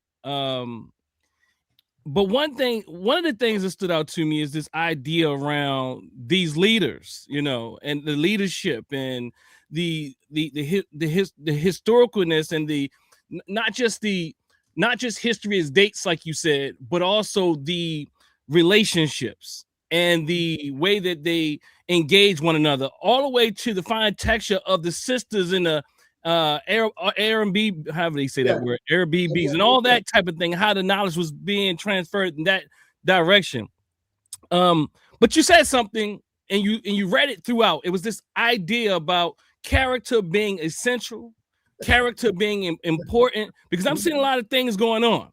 And you know, the type of work I do, look, I look, character is very meaningful to me. And sometimes I think that we give people too many passes for poor character. And you know, and I think people say, well, nobody's perfect. But again, you've all heard me say there's a difference between quote unquote flaws and those who we call frauds. I mean, what do you say? I mean, I don't know. How does this land for you? No, leadership and poor character. So I'm glad you raised it back up, because I believe it's a pressing topic that should stay at the forefront. I believe that anybody who assumes responsibility for leading an organization or leading a people in any capacity must have good character. And oftentimes we confuse the statement good character with saying that a person is saying that a person can have a flaw, right? So there's a difference between a flaw and deliberately doing wrong. They're not the same thing. I see. Right? So if you're going to assume responsibility for people, a family, an organization, you're responsible for their ideal about how they see leadership. If it's a black man or it's a black woman, you're responsible for that image that you're crafting. That's delicate. So you have to be prepared for that with good character. And we can't excuse bad character because a person have learned the ability to articulate themselves well and manipulate images and become popular. We can't say that qualifies you as leader. No, right? Organizations is no different than a family. So, and that's why when we look at history and we look at our ancestors, I'm going back prior to chattel enslavement, the invasions, and we really look at us in our apex. All our leaders was a part of a family. There's no lone leader, right? But now you can be a lone leader, and no one ever thinks that, you know, what truly qualifies you. You haven't shown that. That usually your qualification comes through your ability to manage and regulate and run your family. That's why you get somebody to be part of your training that, and to be a part of social groups coming up. But today we're allowing people to get free passes because we don't have a proper understanding of how we should gauge that. So that's why these people can fall through the cracks. But I believe that all leadership should have good character. Doctor, do you want to add something? Because I wanted to jump in real quick. No, go ahead. I mean, I do before he leaves. Yeah. Go ahead, Bob. Don't go ahead, Bob. Go ahead, Doc. I was going to say, you know, so it's just a drop that Bob Imhotep will be on my station speaking about leadership. But really this idea of whether or not leadership is essential to our movement, because the conversation, you know, I was on a show a few months ago, and basically the question came up, and I put some positions out there, but nonetheless, we're going to discuss that on my platform. But nonetheless, what I really want to say in addition to that, just come over there on next Wednesday, Conversations with Dr. Daw. But what I really want to say is I appreciate Bob Imhotep, and you, Dr. Mayat, and this, but speaking to Baba Imhotep as he's on this platform, because I want to just bear witness to the beauty and the brilliance of his thinking. And the thing is, as he articulated, he's 50, what do you say? I'm 54 now. I'll be 55 on the 20th of March. He about to be 55 years of age. And he didn't have to pull all those books out for me. I mean, but just if you engage with him, you realize the genius that we have here in him. And what I'm saying is sometimes it takes us to that response becomes a trauma response. That not your response, but the response that you pull out one thing to protect that which you feel threatened by. But I think that it's very essential that we ask questions. And I always say that we ought to be able to realize when we're next to someone or talk to someone who has a greater level of understanding or a greater map than us. And we all have different maps. My map is different than Baba's map. Your map is different than my map. And I'm saying all of us together create something very beautiful. But nonetheless, I know my map when I talk to you two. I know my limitations. So I know my strengths. So I think it's incumbent upon us to learn, if we don't learn anything, to learn when we are speaking to someone who is an elder. Come on. An elder, I'm not even saying by age. I'm saying I'm saying knowledge. Come on, I'm with you. A one whose map is wider. Come on. Anyway, I'm gonna stop there. No, I'm with you, and I know you say you bear witness to his thinking, but you and I have had conversations at the Temple of New African Thought about his character. You and I have had multiple conversations on the phone and even in person, like I said, at the temple, about Baba Imhotep's character. And we both said, you don't hear nothing crazy about Baba. Remember we said that, Doc? We was like, you don't hear nothing crazy about, him. And you was like, I've known him almost 20 years. You said that I never hear anything. He tried to do this, or he tried to, he was sleeping around, or he cheated, or he did. You was like, I don't hear that foolishness about him. And I was like, Doc, I don't either. And we talked about, remember, we was like, we don't hear that type of stuff about him, and we would, but it speaks volumes of his character as a leader, right? As a leader, and just candidly speaking, I remember having a conversation, and anybody knows me, and Dr. Asar, you and I've had personal conversations about things that have transpired in my life. And I remember my father had shared with me that he was hurt because he ran for city councilman of 6th district twice, and he lost. And I remember at 19 being furious I was furious, and I just lashed out, and I shouldn't have. I was wrong. I was in error. But I remember saying to him at 19, I said, how can you run for city councilman and lead a community and you couldn't do it with us? And I remember feeling some type of way. So I understood then, back when I was 19, the importance of, as Baba talked about, showing leadership within the family dynamics, right? And showing that you have a track record there. And Baba has a track record. He has a wife he's been with for 20 years. He has children that are doing phenomenal. They were my best students at the UACI STEM camp. So I see with him and his wife are cultivating, he really practices how he preach, and he leads by examples. And I just wanted to give him his flowers, while he could smell them, as my mother would say, give you your flowers while you can smell them, Baba. We appreciate you. We see you. We see your thinking, and we see your character, and we see your work, Baba. That's what I see. But I know, Dr. Saul, me and you can keep going.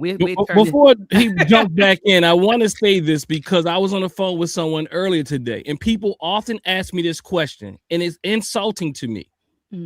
They say, who don't you believe is a fraud? Just because I point out 5 frauds that you like, you are not looking at the people that I'm speaking highly of.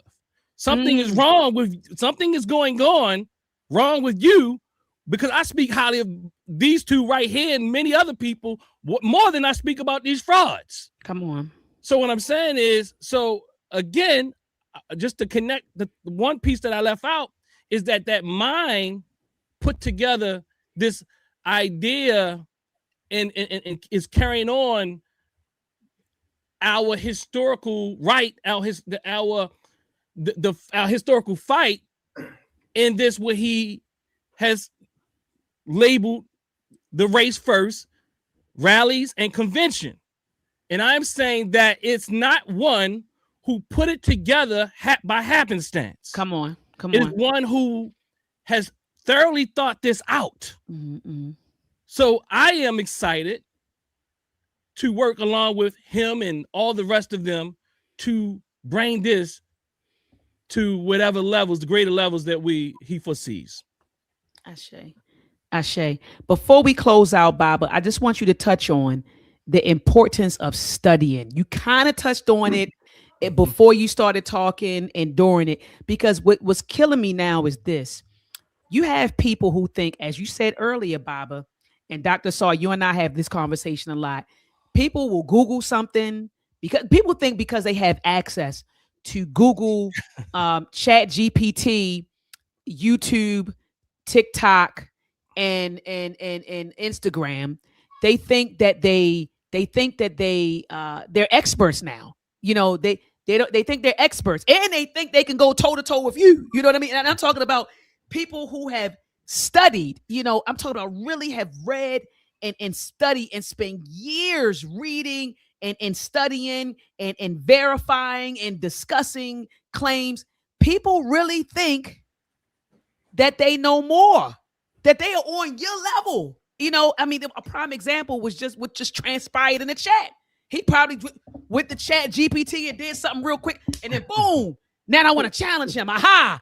You know, and it's a lot of that now. So and we really need to get back to studying. That's what took place here tonight. And I want to salute everybody in the chat who spent tonight, a Friday night, learning. One of my students asked me, Dr. Maya, one of my students, Cotty, how you know this? I read, I study, I listen to folks, I read and I study. So we got to get back to that. So Baba, could you close out with the importance of reading, the importance of studying, you know, and the importance of asking questions before you challenge somebody who has studied and somebody who's qualified?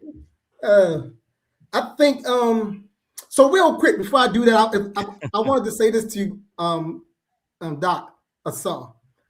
You put a post on Facebook today and you listed a lot of things about yourself. Mm-hmm. And what I'm going to ask of you, go back in, edit the post, throw modesty out, and put humility in. Throw modesty out. We ain't gonna be modest no more, please. Don't be modest, right? You who you are, we know who you are. Stand on that. I'm talking on a high. I use that word just as a part of a character. I mean, a personality trait that was measured. But I agree. Okay, all right, get it. You know, so you said go in and talk about studying, right? Yep. So what I want to do is there's my book. So I'm gonna read something from my book, Urban Philosophy, about studying. Can I do it that way, Doc? Please.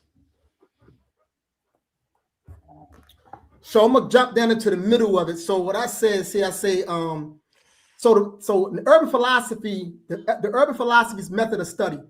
So it consists of fundamental principles. These principles dictate and they instruct overall study methodology, a methodical and painstaking inquiry into the fundamental essence of a subject. This methodology is both a mode of study and an attitude towards learning. It is not something done part-time, but rather it is done all the time. For us, study is a behavior. Within the practice of urban philosophy, study is habitual. Study is incorporated into our entire educational process and approach to life. Study is the great imperative in life. We hold study to be a part of the process of living. We live to study and we study to live. Our studies must enhance our lives. The process of study must not be an empty endeavor, but more so a promising pursuit. Study must feed our minds, nourish our psychology, and enrich our spirit. Our studies must empower us. We must learn from our studies by paying close attention to what we study. Doing so enables us to identify and discern the useful lessons to assimilate and practice. We study to cultivate learning This requires a great deal of study, reflection, writing, and application. For in the final analysis, our studies must inform us, which must contribute to a new form of us. Our studies must reform and transform us into something new and improved. If our studies fail to achieve this, they are useless, therefore a misuse of time. Whatever is studied must be of personal benefit to our social, emotional, psycho-spiritual, and intellectual growth and development, so we can ultimately be a benefit to the African community.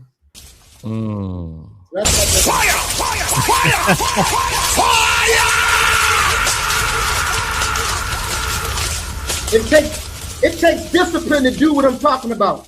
And everybody don't have the discipline. They don't want to develop the discipline. They want a quick fix. So they want to listen to their best scholars, and they want to know what book they can go to learn exactly what that scholar is giving them without going through the process that the scholar went through. That's the American mindset. That's what that is. That's the American mindset. That's the capitalistic mindset. We don't appreciate the process. We want the quick fix. It's the process. The process allows you to become disciplined, focused. It allows you to be able to piece things together, not the quick fix. I've never been a quick fix when I've been studying. I've always went through the process, whatever the process is. And yes, sometimes you're going to listen to your great scholars and your great elders. Then you're going to read some books. You're going to have some dialogue. You're going to write some thoughts. Then you have to do all of that. But there can't be a quick fix. And many of our people want a quick fix. We don't want the process. We don't want the discipline. And the discipline is what you need. Like the greatest thinkers are disciplined thinkers. Come on, teach. They're not erratic thinkers. They're disciplined. They're calm. They're composed. And they're able to access information and transform the information into a tool, because there's a distinct difference between being informed and having knowledge. Right? There's a distinct difference. See, information precedes knowledge, but information must be activated and utilized, and then information becomes a tool. If it's not activated and utilized, it doesn't become anything. It becomes something stored within you. It's through the activation of the information that the information becomes embedded in your being. So you must use it every chance you get. You can't just read momentarily. You can't pick up a book tonight, Sunday night, and then think you're not going to read again until 3 months later. And you read half a book. You start reading half of a book. You get 2/4 through the book, and then you hear some new information, and then you want that. You put this book down and grab that book. You cherry picking. You're cherry picking. Go through the process, and you're going to get your time. We all get our time. Right? My process started in 1992. That's when it started. I was handed a book, and the internet, matter of fact, it's 1993 to be more exact, because I went on lockup in 92. But I was handed a book in 1993, From Superman to Man. It began there. Everything else I had to figure out. I had to read, I had to think, I had to reflect, I had to write, I had to revise some stuff, I had to change some information up, I had to realize that some stuff was wrong. All of this stuff happened along the way. I had to, because once upon a time, people say, well, Africa is named after a white man, and then you run with that, and then you realize when you study deep enough that that's not true, right? That's not true. Right? Scipio Africana got his name from Africa, right? And Africa comes from the people in North Africa, the Afri people, A-F-R-I. It's the Afri people in the northern part of Africa that the Romans came in contact with, and I'm saying, and from that name you get Africa. But at the root of Africa is an African name, right? But you don't know that until you go deep into you reading and you're studying and you're researching and you see, well, like, wow, right? But that takes time. You can't rush that. You can't rush it. No. You can't rush it. And I tell everybody, what's also important is not to be doing this by yourself. You need to be plugged into a Baba, a Jegna, some type of an elder, somebody that's qualified. Come on. Who has the resources and the references that can help you and lend you to help deepen and broaden you. You don't do it by yourself. I'm not saying that you can't, because some people can, but it's a long time doing it by yourself. And when you plug in with somebody that's qualified, it amplifies. your studies. Magnify. Absolutely. It's like a person, it's like someone learning martial arts by themselves, and then someone actually going to a dojo and learning under a sensei. Two different outcomes. Two different outcomes. In terms of the quality. In terms of the quality. You can learn some things by yourself, no doubt. But the quality gonna be different. When you have that skilled person that's qualified, that's sharp, and you think you know everything about a particular time period, and they come in and show you all this other information, you're like, wow, blow your head, right? So you need to be plugged into somebody. You know, that's our way, you know. And there was another comment in the post too. Somebody said something about the 1600s. I don't know if they paid attention to this particular presentation. It wasn't about the 1600s. But I'm clear about everything we did on American soil. Trust me, I'm very clear about that. You know what I'm saying? I can show you all the material, and all my material highlighted and marked up. So I know exactly what we did. I know exactly what we did on this soil. What we got here. I know what we did down in that Caribbean. I know what we was doing on Africa. I know what we was doing in India.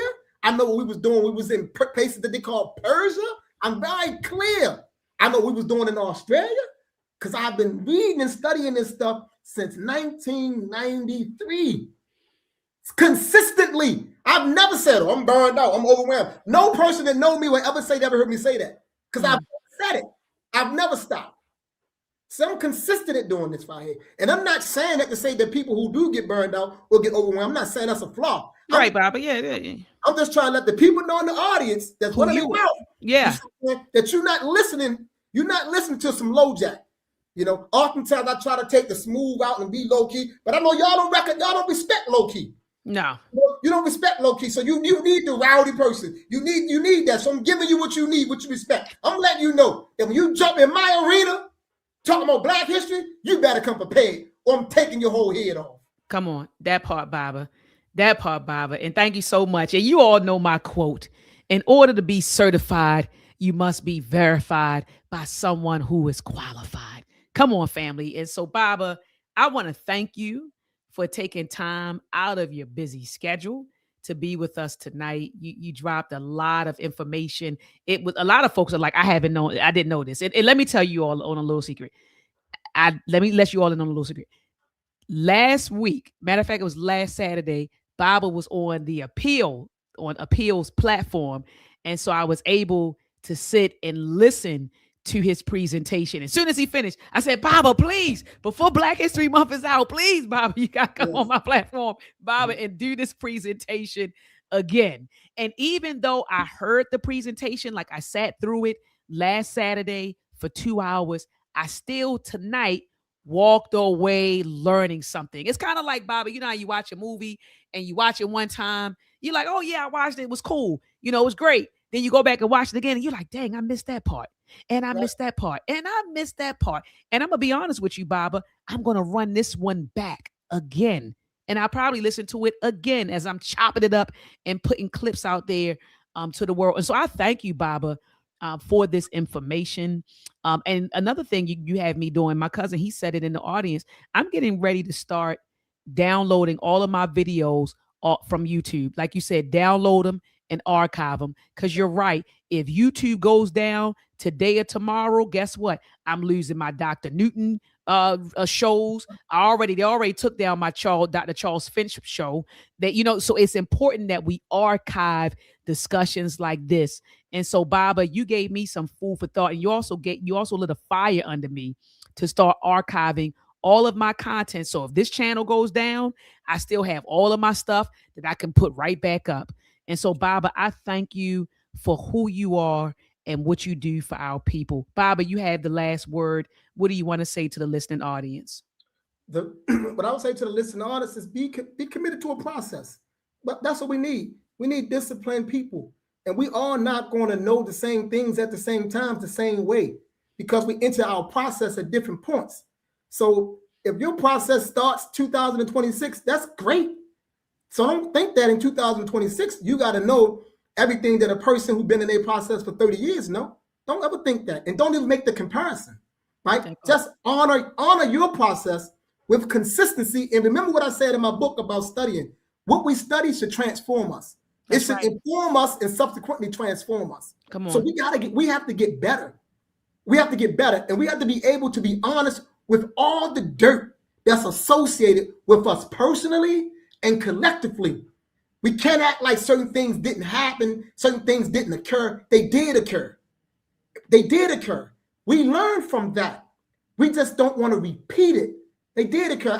Real quick, I was having a conversation with some brothers, and I was explaining, about how a lot of brothers, and they don't like to hear this, but this is the truth, because I work with men and I listen to them, right? And I've been trying to get them to understand. I say some of your views, I'm not saying you as a person is this, but some of your views are chauvinistic.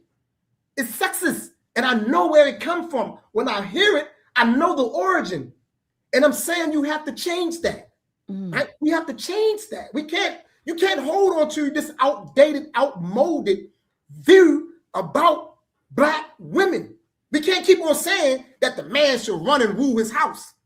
No, that's outdated.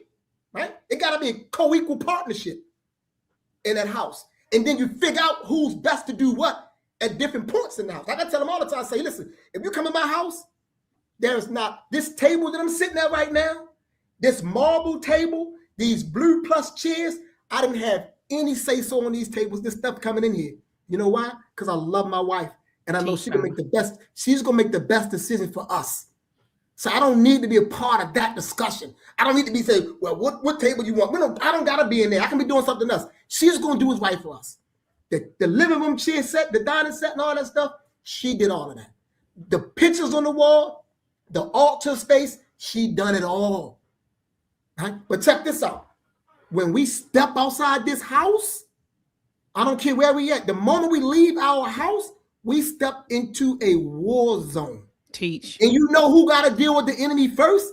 Me. So in the war zone, that's when my role gonna come up. So listen to me in this war zone, because I'm gonna be the one that got to deal with the enemy first. See?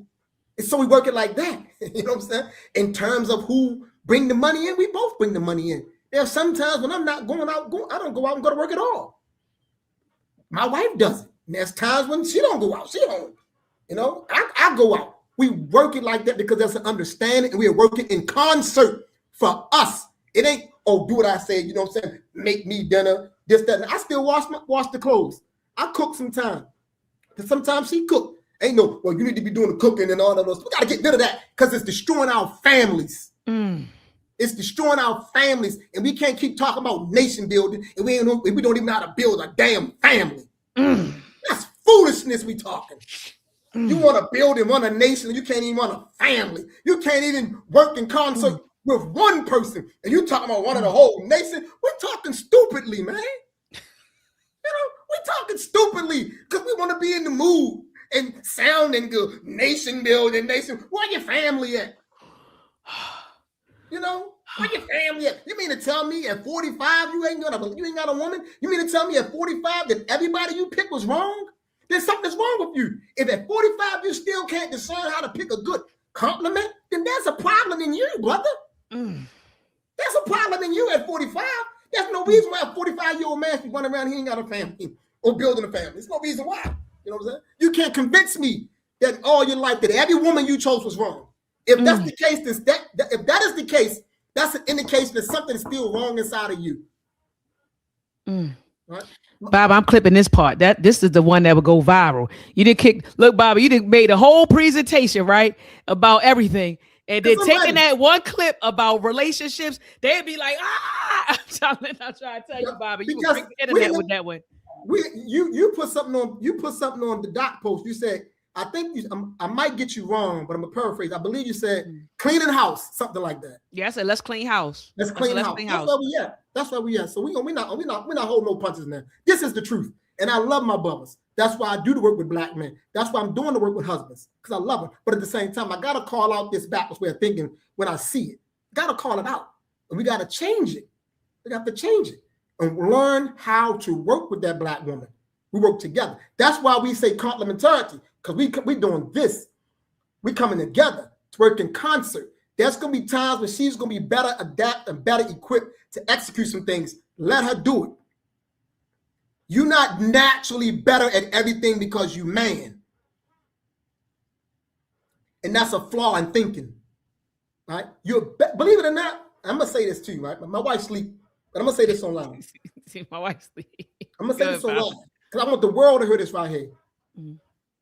I've always been confident in my abilities to do the right thing by our people, but my wife makes me a better man. I'm better because of her. I'm not better without her. I'm clear about that. I'm not better if we break up and I'm running around masculine doing my own thing. I'm not better. I'm gonna be in a worse place without her. She's necessary to me. She's essential to my psychological stability. Essential to it. That much I'm clear about. So that's why when you have someone like that and you're clear about that and you know that, then you are willing to do the work on yourself so you can become a better person, so you can work in concert rather than working in conflict with the person. We work in conflict with one another because we're unwilling to become better. We're unwilling to grow out of our old selves. So we end up in a state of conflict and we only can point the finger at the other person. We rarely recognize or realize that our unwillingness to get better, to evolve, is lending to the conflict in the relationship. Now, case in point, because you know how we are, we look for flaws and everything a person say. Now, I know in some situations, you do have people who are just genuinely bad people. I understand that, because people have been broken in some ways that they can't help themselves. So I'm not speaking in that regard about those people in this instance. In this instance, I'm speaking specifically about the crooked and the backwards way of thinking that lends to the failure in these relationships. That's what I'm speaking about. So, yes, we got to do this one too. Like, there's so many major topics that need to be handled the correct way. We need the right people to speaking about these things and not speaking in some underhanded way, right? So oftentimes we don't like that. There's this concept that a framework that I'm building called the science of marriage. It's called the science of marriage. And what I'm arguing in the science of marriage is that the man and the woman should be working in concert, and that what we define as being love develops through how we move through life together. It develops how we handle what life throws at us together. That's how our love is developed, because love is a type of bond. See, love is a type of bond, and bonds and solidarity is forged in struggle. So it's how we handle, it's how we confront the impasse that life has just presented us with. It's how we confront it, how we assess it, how we devise of how we're going to get over it that builds that love. Because when we get through it, we happy and we looking at each other and we realize in an instance that we got each other's back. And the more we consistently show up in having one another's back, the love is strengthened and strengthened and strengthens. And then what happens, the love begins to pour. It comes out of us and begins to pour back into the relationship. And then the love in and of itself begins to transform us into one unit. So that's the reason why it's called marriage, because you're trying to merge. Come on. They said, teach, Baba. They said, we got nothing but love, appreciation, brother. We must read and learn, build black people, BPB. Baba, thank you so much for your time, your energy, and your wisdom. And Baba, I'm getting ready to shoot you something that I want you to check out, a little piece I told you I wrote on the value and function of history. Remember I told you I'm publishing it? So I'm sending you the section now, and as soon as we hang up, as soon as we get off of this, I'm going to email that to you. But Baba, thank you. I salute you, Baba. Bibi Fahodie. Bibi Fahodie, thank you. Appreciate you. And as always, continue to do what you're doing. Will do, Baba. Will do. Peace and love, Baba. I'll be in touch. Peace. Peace. Family, you just heard from Baba. Make sure that you grab Scientific Pan-Africanism. Tiffany 410 or Dr. Craig Samuels, could you go up? I put the link in the chat a few times. Could you put the link back in the chat? Can you go up and grab what I wrote and right now post that in the chat? Family, make sure that you get his latest book, Scientific Pan-Africanism, the redemption, reclamation, and restoration of Pan-Africanism. Family, make sure that you grab this as soon as possible. And I know you saw my shirt, my Carter G. Woodson shirt celebrating 100 years from Negro History Week to Black History Month. Family, make sure that you head on over to meltrek365.com. Head on over to meltrek365.com. Grab your 100 years of celebrating Black History hoodie. These are high quality hoodies, family. So once you go to meltrek365, come click on this button, shop now, and it's going to take you to where you can purchase the shirt that I'm wearing and then also the hoodie. And I have both. People have been ordering, and some of you all been kind of bluffing. Dr. Mind, I ordered my shirt. My shirt, ain't no order came through, but you talking about, I got it, sister, I got it. Grab your hoodie, grab your t-shirt. You guys grab it before you get out of here. Moderators, please put, they already on it. Tiffany 410 is already on it. Make sure that you grab your hoodie and your t-shirt. We're commemorating 100 years of Black history. And let me tell you something. We only getting rid of 100. It's 100 hoodies, 100 t-shirts. Once they're gone, they're gone. And good luck finding that on the internet. All right. So anyway, family, I appreciate you pulling up on me. I won't be live this Sunday, but I will be live either next Tuesday or Thursday at 7 p.m. Eastern Standard Time. So make sure that you hit the notification bells so that whenever I go live, you will be notified. And also, family, before you get out of here, thumb up the video, thumb it up. Also, share this video. It was a lot of knowledge dropped tonight. Share this in your family group chats, your friend group chats on social media. Share it. We want to each one teach one. And lastly, family, make sure that you subscribe to my YouTube channel. Hit the notification bell so that whenever I go live, you will be notified. Peace and Black excellence.